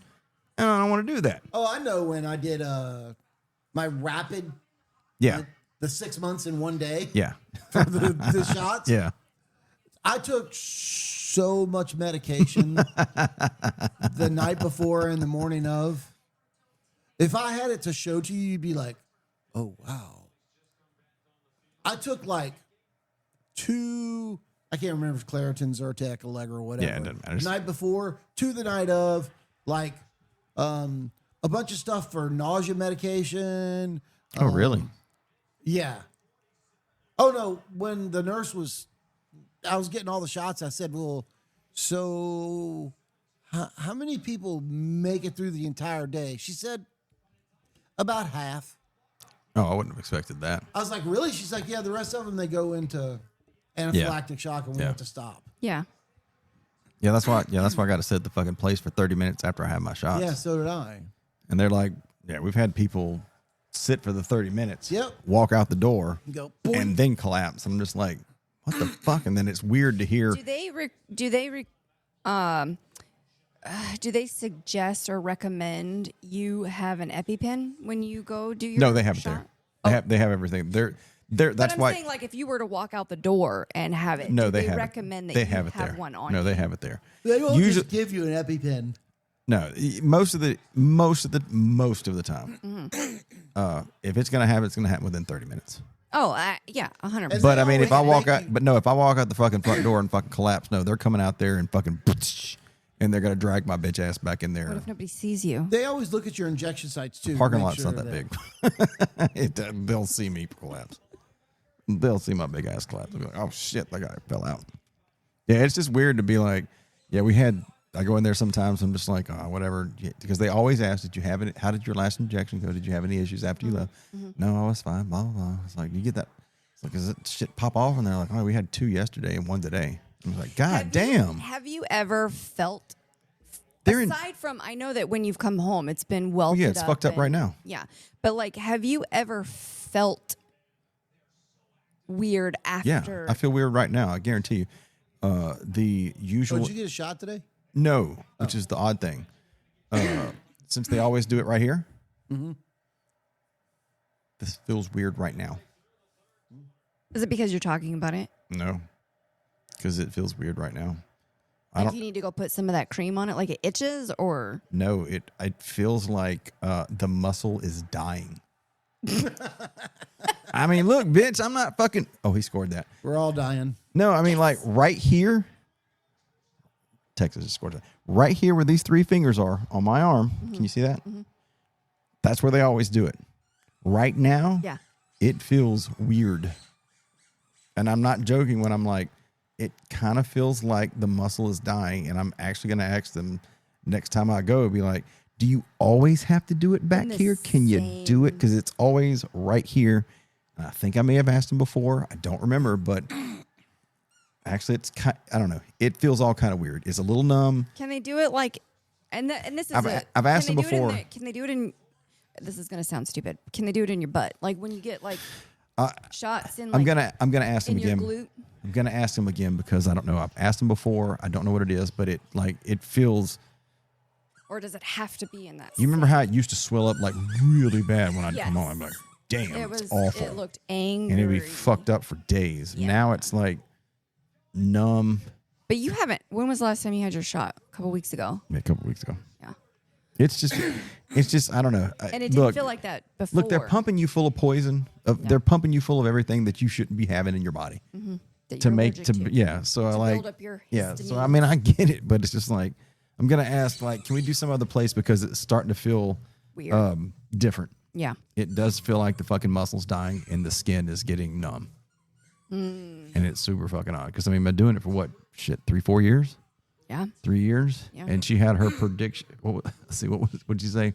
My quote unquote graduation date? Yeah. Was like next year or the year after. So I don't know. You're just free and clear of all allergies? No, it's just. Or you only have to go like. This is as good as you're going to get. Because they've never once said you're going to be cured. They just said it should be less. Get better. Yeah. Should. And I'm not, fucking doctors are practicing. And your body is retarded. Reacts way differently to shit than. Yeah, it's retarded. Normal people. Yeah. It's just, this is as good as it's going to get. Yeah. That's all. Have you noticed a difference? Yeah, 100%. Okay. Totally worth it. Yeah. Especially with 2 dogs. And Bentley is obsessed with his Uncle Joey. Yeah. So do you think taking your allergy pills before you go to bed would be better? Okay. Let's clarify something here. I take my medication when I eat right after I eat breakfast. So usually in the morning. No, unless he works nights. His morning's a relative term for me. Oh, yeah, his my breakfast bad. is like at 4:00 in the afternoon. That's true. And I don't typically eat until I've been up for a couple hours. All right. So what do you feel about doing it before you go to bed versus what you're doing waking up? So before I go to bed, so I'll get up, I take my medications whenever I take them, and then I go through my whole day, and then... Are these on your days off or your work days? It actually works out about the same. Okay. And then I'll go through my day, and then when I'm getting ready for bed, I take 2 Benadryl. Okay, so you do. Okay, you do. You use Benadryl to help sleep, but supposedly it's going to work to both. God damn, and you're still fucked up. And you're allergic to what? Maybe you should go back through because did you finish your allergy shots or did you stop? Here's some perspective. He was taking 1 injection shot. I am taking 3. And True. He's taking an allergy pill and 2 Benadryl, and he's still fucked up. Yeah. And Flonase. God damn. I think there's something else wrong with you. Oh, no, there's a lot of things wrong with I can't. I'm gonna give myself a fucking shout that, oh my God, he's that fucked up, and I'm fucking taking 3 whole fucking needle things full of shit every fucking time. month, and oh man, Yeah. It's probably about time for me to switch up my primary allergy. Are you on standard? TRICARE? Yeah, standard. Yeah. Yeah, go to my chick. Just go to my chick. She's fucking awesome. I love that girl. She's well known because my nurse she's in the east, right? Yes. And we're in west. Can't you go anywhere? still covered. Yeah, I can go anywhere. It's still covered. Go to my chick. Dude, I'm telling you, she's fucking awesome. She's known. She's very well known. Even my nurse, when I was getting my carpal cuboidal tunnel syndrome fucking surgery a few weeks ago or whatever, my nurse knew her and was like, she's fantastic. She's absolutely fantastic. Yeah. Like, they all knew her. And her husband is a... Shit, what did they say he was? Oh, she told me. He's a surgeon. He's a general surgeon. Her husband is? Mm-hmm. Her husband is a general surgeon. I don't remember what her husband does. I just told you. He's a general surgeon. Okay. I live in the wrong state with my allergies. I mean, agreed. It's more than just the wrong state. It's the region. Well, no, you're right. Yeah. Look, I didn't have nearly as many problems when I lived in South Florida. Yeah. It's funny. When her parents came out to visit, my her God. dad was like, my shit's been the best it's been in a long time. really? Wow. So you left fucking because he's allergic to everything sagebrush. there. He's allergic to sage, which is all what fucking Wyoming is. It's like, wow. So you left the nest pot of shit you're allergic to. Oh, that's so shocking. Like, he literally the days that they were here, he was like, I have slept the best I've ever slept the last few nights that I've been here than I have anywhere else. And I'm like, Yeah. Move, dude. Oh, no, like when I go to Tennessee, my allergies are much better. Yeah, imagine. Tennessee. Yeah, man. Go to my chick, Dr. Olivier in Still looking for Mississippi. land up in Tennessee. We'll go in on that. Yeah, we gotta have that conversation. Make sure there's a mountain where we can We gotta hit up Elon and be like, I don't bore in this bitch. build a house. Build a house in the mountain. You know, okay. There's a weird question. Why don't we, as a society, do more of the Hobbit houses? Well, hold that thought. What do you mean hobbit houses? He's talking about like Lord of the Rings. If you build, like we're talking about Burrowing into a fucking mountain. That's life goals. Because that's really life. No, but I mean, like if you go back and watch Lord of the Rings, they live in neighborhoods. Why? Well, if you had, we're talking about two different things. No, it could be. You can still my neighborhood, which what are we at? 50 some odd houses, 52 homes in my neighborhood. If everything was built on mounds, but you need some really specific conditions to build stuff like that. You can. I don't want to say. I don't think artificially. You can artificially build the mound. Sure, if you don't care how much it's going to cost. Space them a little bit out, and then build little hobbit homes, which is the exact same home that we live in, except for it's in the earth. It doesn't have as many windows. That's totally okay. Who needs windows That's when you're protected y'all. by a mountain? The problem. Okay, here's the problem with it. Right.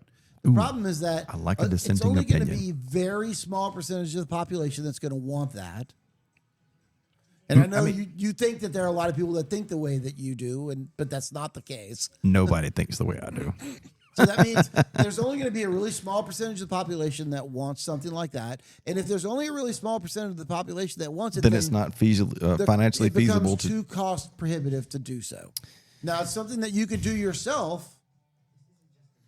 You know what? Then that makes me, man, I'm gonna fucking advocate for that then. So out in Arizona, New Mexico, Nevada, all that, they build houses. They'll erect a mold, right? Mm-hmm. And they fill the molds with dirt and they pack them. Okay. So it's a modern Adobe house, but it doesn't. They come in after they remove the molds and they spray heavy stuff on the walls so that the walls aren't harmed. And the advantage to it is the walls are like 2-3 feet thick. So you have a very thermally stable home. So your energy costs go way low through the floor. Crash. Yeah. So So it's not that you can't do it. It's that there's not a whole lot of people that fucking want a lot that. of demand. So the cost is really high. I think more people should want to do that. Well, I mean, what would Or people just aren't. too many people are trying to keep up with the Joneses. And they think that, I need, a ginormous house. The 4,500 foot colonial with columns out front. And it's a $4 million home. Yeah, you know with a pool and a spa and tennis courts and. I'm gonna look into that. I'm gonna do some research, which means I'm gonna go on Google, which is not real research. Because everything is it's true Google. on the internet. Of course, and it's Googleable. I'm gonna look into that because now I'm super curious because I might be in the rare few, but if I bought a bunch of land, if I bought 400 acres, and then I was like, "Hey, I'm building these. I don't know what you would want. Mound homes, maybe. I don't know. Go full on Hobbit. Hobbit homes. Because I mean, like, if you do, that's going to become a thing. I bet you there's going to be a contractor who is listening just randomly, like, I'm going to check this podcast out. Well, I mean, and he's like, Hobbit homes. I could make that work. And an engineer is like, I'm going to team up with that guy. I can engineer the shit out of that to make it worth your while. And then a plumber is going to come in and be like, I can plumb that hold on a shit. second. Look at this way. Electrician is going to come in and be like, I can make that work. Yes, the whole group's going to get together. Yeah, so I mean, like, just imagine our neighborhood of 50 homes, and there's no room for expansion, so it'll never get that big. But if you took out 10 homes, and then all you did was have rolling hills all the way around, and you had the actual house in the earth with the front and back. The problem with that. Oh, we got dissenting opinions. Yes, okay. The problem with that is the location. You wouldn't be able to do that here.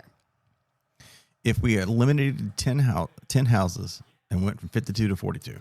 Because of... You could have rolling homes, and you could have the sun rising in the east to the windows in the back. The sun didn't matter as it reached its apex at the top, and you got some sun on the west when it set. Well, it's not like they don't exist, y'all. I'm not saying that they don't exist. I'm just saying that it feels like it's more economical in an overarching kind of concept of I don't understand why we don't have more. And if maybe it's because, like you're saying, the keeping up with the Joneses, I want more of this, I want blah, blah, blah. Okay. But if you if you have windows east and west and you cover north and south and your home is insulated by earth and you build it a little better, you don't have to worry about replacing the roof because you don't have a fucking roof. The roof is earth.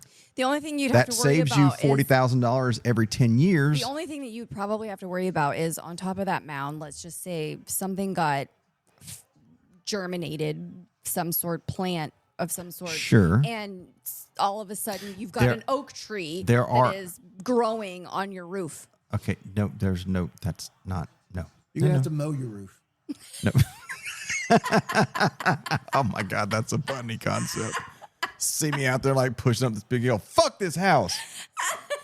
You're gonna hang on. Be careful what you wish for. Hang on, right? The lawn guy's like this afternoon for the podcast because I have to mow my roof. There you go.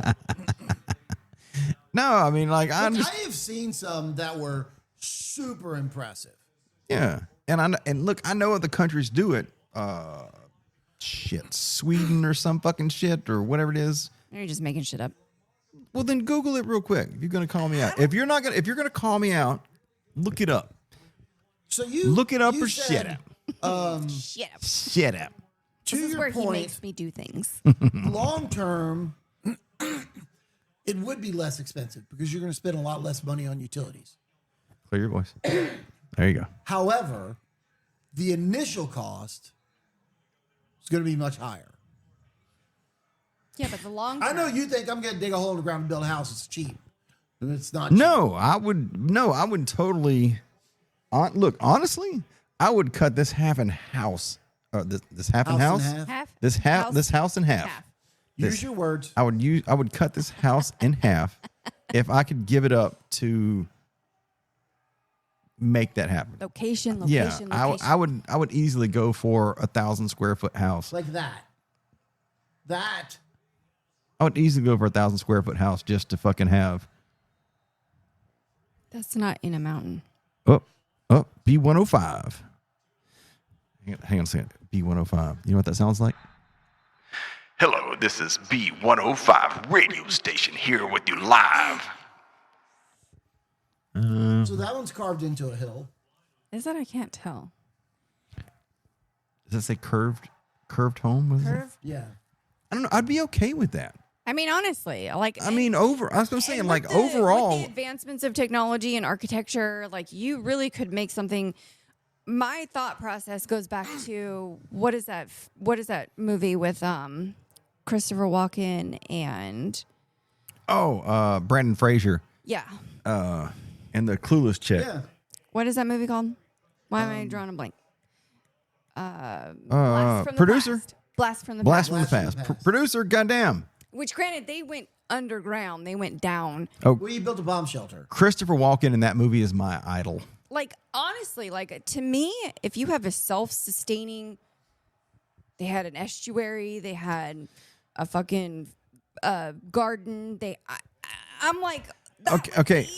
That is that's all. hashtag goals, # goals right there. Yeah, Life goals. Yes, but I mean, like, the overarching of everything. You couldn't live in that? Oh, I totally could live in that. 100%. Oh, yeah. The overarching thing is, if you never have to actually kick on your air conditioner because your home, for whatever reason, because it's built into the earth, is 70 sustained. degrees all day long. Yeah.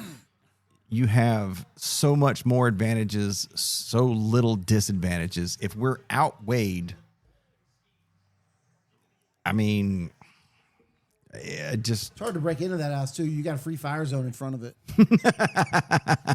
They're only coming at you one way. I mean, more advantages. I don't know. There we go. There we go. What is it? T-swap? What is it? What is it? Oh. T-swap? No, the Sea-Whiz. Yeah, I would love I would love 4 Sea-Whizzes on all 4 corners of my home. And then if you're gonna do that, why don't you go with a Gal 8? Is it better than a Sea-Whiz? It's the gun that's in a A10. It fires the a Warthog? 30 millimeter. No, the Sea-Whiz. No. The Sea-Whiz is better, bro. It's smaller. Bigger bullets are better. Yeah, the Sea-Whiz is better, though, in my opinion, because laser lock on, and then they're gone. You could do that with a Gal 8. You just got to build a thing so it can aim. Yeah, Sea-Whiz is already built for that. Trust me. Of all the things that are going to cost money, the guidance system is cheap compared to the gun. Look, of all the aircraft in the world, the Warthog is my favorite. The A-10 Warthog is a flying tank. Yeah. It's the pit bull of the aircraft. I fucking love it. I don't care. That's my favorite aircraft. Look, you're trying to get your fucking sports pilot's license? Buy an A-10. Buy an old A-10. Let's fly that bitch. It only has 1 seat. I thought it was 2-seater. No, A-10 is single seater. Is it really? Yeah. Oh, shit. Damn. So there's only one cat in there making those decisions? Yeah. Oh. There's only one guy going, Brrrt. It sounds like, actually, I can do that. There you go.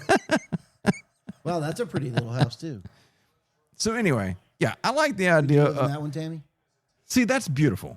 I love that. I think that's that phenomenal. is beautiful. See, that's what I'm saying. Like, and the trees and the forests and the grass. And I wished. I know. Lions and tigers. And that bears. is the only look. This is the only time I wished I had like Elon Musk money, where I could be like, I'm going to build a home. I'm going to build a neighborhood, and it's going to be in earth homes, and it's going to be all this fucking shit, and fucking work, and it's just going to happen, and then just fucking go with it, and then see what happens. Oh. And if anybody's listening to this that does that, I just want my 10% for you acting out my ideas. Fuck. And I want my own place that looks like that. Yeah, I want a Hobbit home. Fuck that. Well, I mean, I think they're cool. And I see the long-term benefits of them. Yeah. Like this one's kind of interesting. Oh, shit. Texas almost scored. Sorry, we're watching this Texas game. If they go up 20-10, holy shit. Longhorns. Like, that's kind of an interesting concept. Let me see. See, this is... They went down. Oh, and wow. That's wild. This would better be good if we had. This is video. when video would fun. Yeah. So I did look at maybe doing video of maybe just me. Oh, okay. Yeah, I don't want to be on video. No one It's wants fine. to see me because I don't. It's fine. I thought about doing like fucking video, but there's a lot of research that goes into that, so I don't know. Oh, so you approach it from here. That's what I was trying to figure out. You approach it from there, take steps down into that little courtyard, Yeah, and then the whole house is in the hill. it almost it basically looks like a Star Wars thing. Oh yeah, like where Luke's uncle lived. There you go, Uncle Owen. Yeah, Aunt Beru. but they were in Aunt Beru. the desert on Tatooine. Yeah. So anything's possible if you just have enough money. Yeah. If I had Elon Musk money, I would build a neighborhood with some Hobbit homes, Hobbit homes is going to become a thing. and I would see how it fucking goes. Come on, people, get some Hobbit homes. Let's make it a thing. Let's make it affordable. Yeah, help me out. Let's get into a. You want affordable homing? Yeah, let's get get a Hobbit yeah, home. let's get into collab. Hit me up. We'll do a Kickstarter. Look, I look at this house and I think, my God, I could never live in a house this size. I'd hate to clean it. That's why I have a cleaning lady. Ah, Christ. Not that it's a big house. 307. Everyone has a cleaning lady. No, they don't. It's called the wives.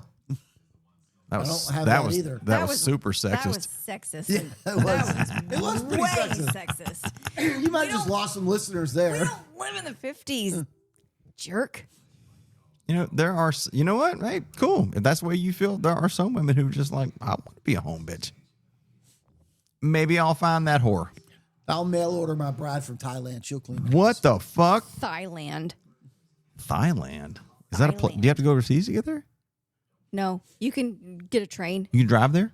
You can't drive Oh, there. well, that's crazy. I didn't know you could drive to Thailand. It's down the road. Shit, Joey, you want to take a trip? Let's go to Thailand. I toyed with the idea of going there for a while, and then you see how long you have to spend on the plane to get there, and you go, well, I don't think 40 So you're 40 saying bazillion hours. So you're saying you'd go there, you'd just be very conflicted to have to take that plane ride back home. Yeah, that's probably a big part of it too, right? Because I'll make it you're there. going there, you're like, woo, man, gonna go have fun, party my ass off 2 weeks, Thailand. And then you go- at the end of 2 weeks, you're like, I don't want to go home. This is bullshit. I just got to spend another 28 hours on an airplane. Bet you're going to come home to Zusowitz. Shit, he'd crate that motherfucker. Take him with him. You like my dog? No? Go the fuck away. You like my dog? How you doing? How you doing? I'm a retired guy. I'm a retired guy. You wanna I might take you home with me. you wanna talk? You wanna go to lunch? You might come home with a Thailand dog. You wanna go to lunch, bitch? You like my dog? Okay. So I decided I was just not going to Thailand. Go to the Philippines. Again, really long plane ride. They make it easy for Talk to Chancy about what it was like living in Guam. they make it easy for expats. Of course they do. You just got to get there. You're worried about living a luxurious life because you don't want to take a long plane ride. Well, here's the thing, right? You have one sister. And by the way, Guam is in the middle of no fucking where. I know it is. At least fucking the Philippines are close to something. No, I know. I get all that. Fuck. I do. You're basically telling your family you're never going to see them except for once every few years. Oh no, I'm so upset. And plus, what? Oh my. Oh You no. can't ship guns into the Philippines. Oh no, I'm so upset. Oh my God, Texas scored. They're gonna beat A&M. Holy fucking shit. I certainly hope so. Longhorns! Oh! So you don't like the idea of living in the fucking Philippines or some shit? It's not? Got him. I mean, I would still like to occasionally be able to see my family, at least the ones that I get along with. Would you ever be okay with not ever seeing them again? No, I'd never be okay with not ever seeing them again. I mean, you will eventually see them again. Oh, okay. Oh, You're assuming I'm going to the same place they're going. Ooh, hold up. Okay, here's well, hang on a second. second. Think they're going to I don't think they are. You're not. He's like, I might be there. You definitely won't be. What's the old adage? You go to hell for the company, you go to heaven for the atmosphere or some shit. Yes. Somebody posted something the other day. It said there's a No, you go to hell for the you go to hell for the company. Was it there's stairway to heaven and a road to hell? Yeah. Okay. Shit. Where I was going. I'm not on that road. Would you be okay ever in some capacity or any capacity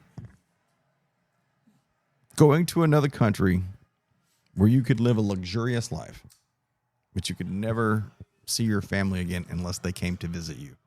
Meaning you went to another country, let's say, and I'm just using the Philippines. Are you saying it's because he was charged with a crime and he went to a non-extradition whoa, country? were you charged? No, hold the fuck. Look, bitch, you've been, oh my God, you have watched way too much Dateline. I've been charged with a number of crimes. Oh my fuck. Oh God. Oh my God, is you a felon? You got to go, bro. Not convicted. I can't hang out with a felon. Not convicted. Oh, see, this is why video would be fucking awesome for our listeners to see me just go over here being exhausted. Get a TSI. Oh my God. So, yeah. So you go to live a luxurious life on whatever little retirement you got in the Philippines, but you can't come here to see your family. They have to come see you. Are you okay with that? Or do you feel the strong connection to your family to where you have to see them? Yes, I do still feel a very strong connection to my family. That settles everything. I mean, you've met my family. No, I think I think everybody in your family that I think they're fucking awesome. They're phenomenal. I love your family. I really think they're great. Can your family adopt me? Not really, because I love my family too. But I tolerate my family. I guess everybody's different then. Yeah. I would totally be okay with going to another fucking country and just be like, yeah, if you can't come here, I'm good. I don't think I could be that way. My experience about stuff like that has been you're far more likely to get your friends to come and visit you than you are your family. Well, I am a firm believer that I've said many times, the family you choose, not born with. I understand all that. I agree. So. But you like most of your family. Look, it's like we covered earlier. I love all of my family. There's just some of them that I don't always like.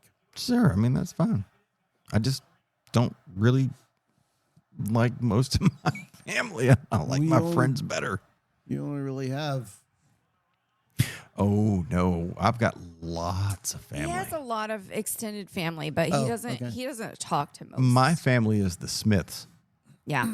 There are 5 billion Smiths. And who knows if they're related or not? See, I don't know. My cousins could walk up to me and punch me in the face, and it'd be like, "What was that for? Who are you?" You wouldn't recognize them. Fuck no. Well, and the reason why do you have some Boudreaux in your family? Because I feel like a Boudreaux is like the equivalent of Smiths because there's so many Smiths. Because that was my grandmother's last name, maiden name. So yeah. So that's hard to know. There's a butt ton of Smiths. Just like there's You could always do eHarmony. Yeah, there's not eHarmony. What the fuck? God damn, bitch! I ain't trying to. A dating site? Jesus fucking! And you want me to date my fucking relatives? What the fuck kind of weird shit you got going on in Wyoming? I didn't mean eHarmony. The genetic 23andMe.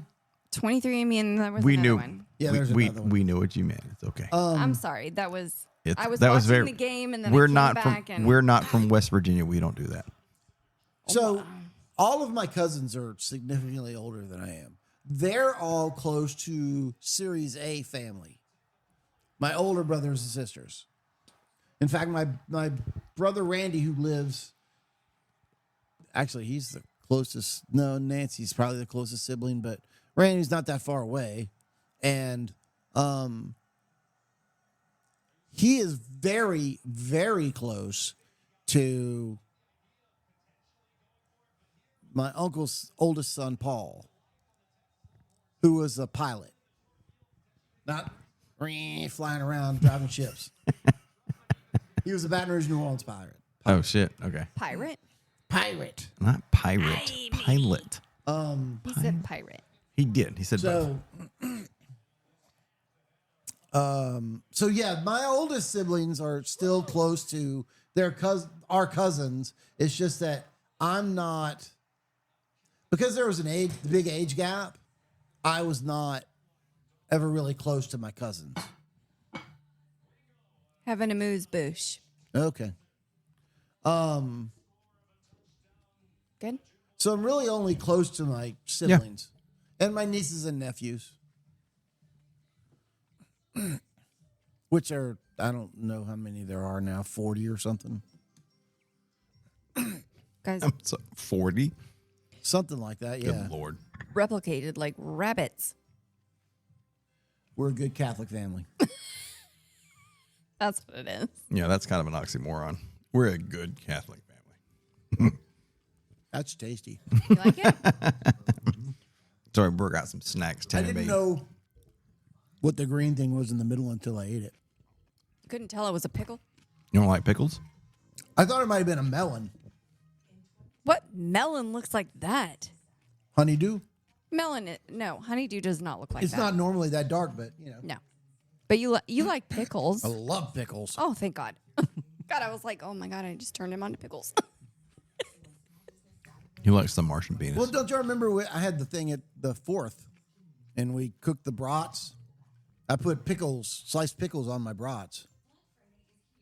Oh, did you? I love sliced pickles on my brats. With spicy mustard. Woo, baby. Now, if we had a camera to see that was funny. That was a whole body.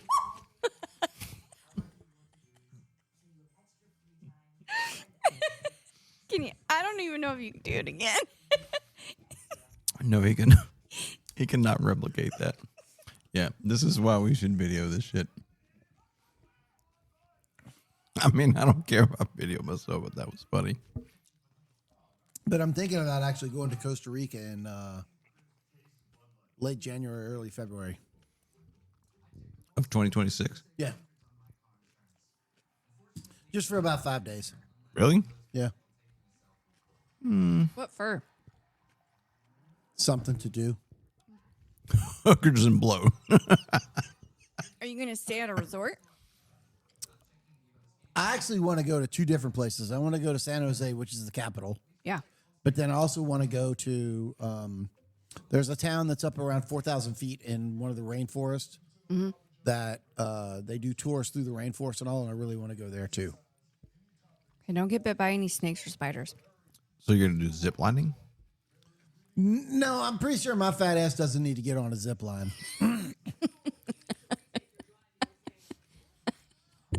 Or if you do, just video it. And that fucking shit will go viral when you crash. Yeah, I won't be getting on any zip lines. Keeping my happy ass on the ground. All right, except for your plane. I'm inside a contraption that flies me around. All right. So, Ooh, you're trying to get your sport pilot license. Could you fly there? no, Oh, no? it's not recognized outside of the United States. No? Okay. Plus, I toyed with the idea. I looked at the logistics involved. I mean, it's a long way to start out with. No. I mean, I know it's fucking. I'm just curious if, fly during the day and just land and Well, the crash big out. wrinkle is that you got to get through Mexico, really. Because Mexico's kind of a sketchy place. No. So, I mean, if you floated through there with your sports pilot license, you might get recruited. there you go. If you want to call it recruiting. But I can't fly outside the United States with a light sport pilot license. No. Okay. Those are pretty tasty. I think A&M's trying to find a way to lose this game. I think they are. And that's super weird. I'll have to look up A&M's record to see who they played. I can do that. Oh, there we go.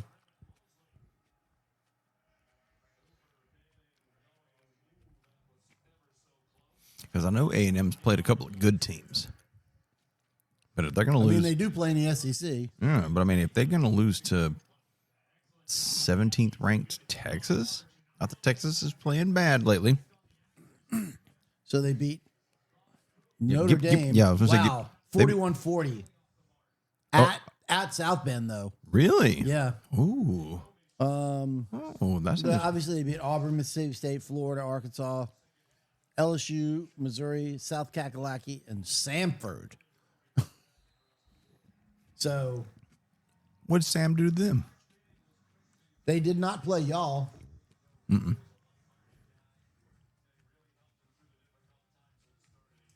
And they didn't play Georgia.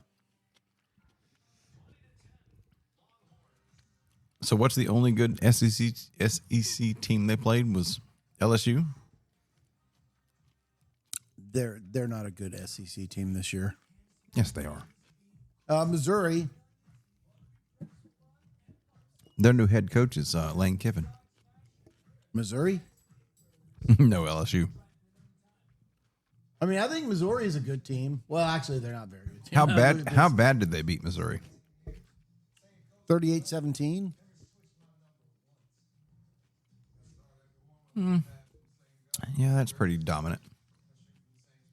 The fact that they went into South Bend and beat Notre Dame. By a point. Win's a win, right? I mean, it is. So.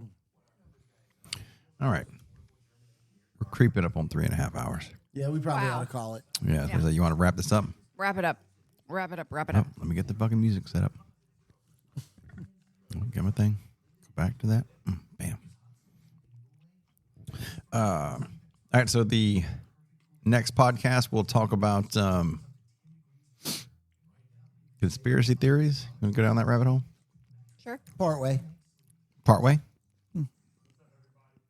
Yeah. Right. I mean, we'll chase some squirrels, I'm sure. Oh. You get like we always do. You'll have to do a little research. On more conspiracy theories? Yeah, on like the specifically not like myths and legends, but conspiracy theories themselves. Well, yeah, like the like more. Where's Jimmy Hoffa? More recent. Well, I mean, we talked about it earlier, like the Charlie Kirk thing. Yeah. And the Candace Owen thing, because like you have to do some Candace Owen research. Okay. I don't necessarily abide by everything she says. I think she's a little off. She has come with some receipts, which is, this term that's going around. I agree with that. It's fine. I don't think, you have to look it up, because I don't think Charlie Kirk was assassinated by Israel. No, of course not. And my cousin, I think that kid did it.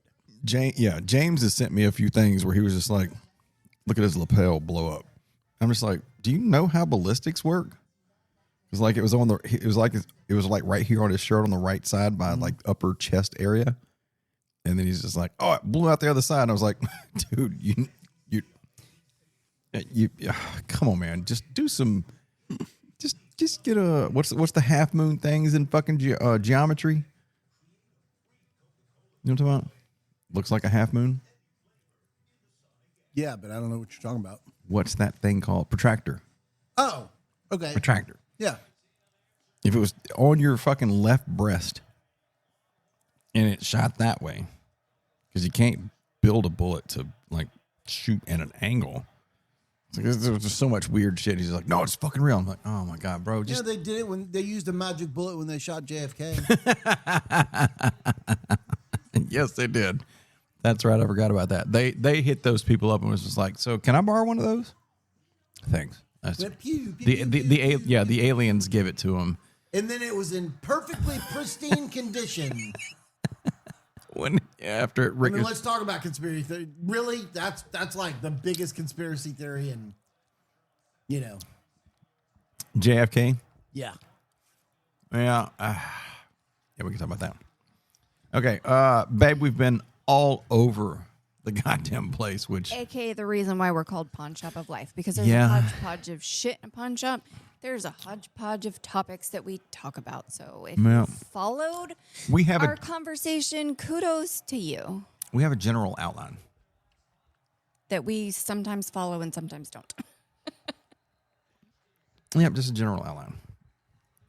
So, any last words before I cut your mic off so I can make my rounds? No, this is good. I'm excited to. It's always fun. Yeah, I think we're gonna use you for unless you have any objections. Oh, you're not making me do it? Because I make you do fucking everything, because I'm an asshole. Yeah, we'll keep you in the dark of the things that we come up with, and then then I can have a reaction. There you go. Not like Danson's reaction. Oh, like a legit reaction. Fresh eyeballs. Yeah. Okay. Yeah. Like a legit reaction. So you're gonna be in the dark. Okay. And you just come up with your own opinions to be like, wait a minute. And like, I agree. If we look up some stuff, obviously we're not going to show it to the audience. Maybe like the lapel blow up thing, bullet theory thing. Oh, I'll have to drill down into that. I'm just saying, if we come up with something like in that respect, something to show her to be like, hey, what's your off the cuff thought on what you just saw? Yeah. Okay. Because believe nothing you hear and half of what you see. Agreed. Which really puts a big dampener in our podcast. Because that means believe nothing you hear, which means we're just shit. Well, we're just out. Said that. It doesn't matter. Just here to talk shit, and we're not here for any kind of factual teaching. We're just having fun. Yeah. Come here for fun, because that's all we know. Cool. What you got, Baby Kangaroo? You have fun today? Thanks for being here with us. I hate that you had to work for Thanksgiving. It is Glad you had some good food. Somebody's got to, I would say somebody's got to do it, but what it really boils down to is somebody's got to pay somebody to do it. Somebody's got to guard the coast. Excited about conspiracy theories? We're just going to go off on a fucking rampage of probably 2 hours long of stupidity. Okay, there you go. That works. Because it works. We're fucking just stupid. All right, cool. All right. Well, there's Baby Kangaroo. So, for the rest of our listeners, as always, we appreciate you being here. And if you made it this far, I question your mental capacities because they're laughing in the background. We question your mental capacities because, we're just as fucked up as you are, apparently. So thank you for being here. It's always great for you to make it this far. As always, this is a veteran's vision. We appreciate y'all's support. I'm glad of all of our listeners and the downloads. It's been great. Some of the comments have been fucking awesome. Don't forget that we want Texas to win, not Texas A&M, because they just scored, so I got sidetracked. Follow us on Instagram at Pawn Shop of Life. We're also on YouTube. If you just do it all one word, we're at Pawn Shop of Life. On YouTube, we should pop up. Got some fun videos on there with dogs and stuff like that. We appreciate y'all listening and supporting us, and we will see you in a couple of weeks. Happy Thanksgiving to y'all. We'll talk to you then.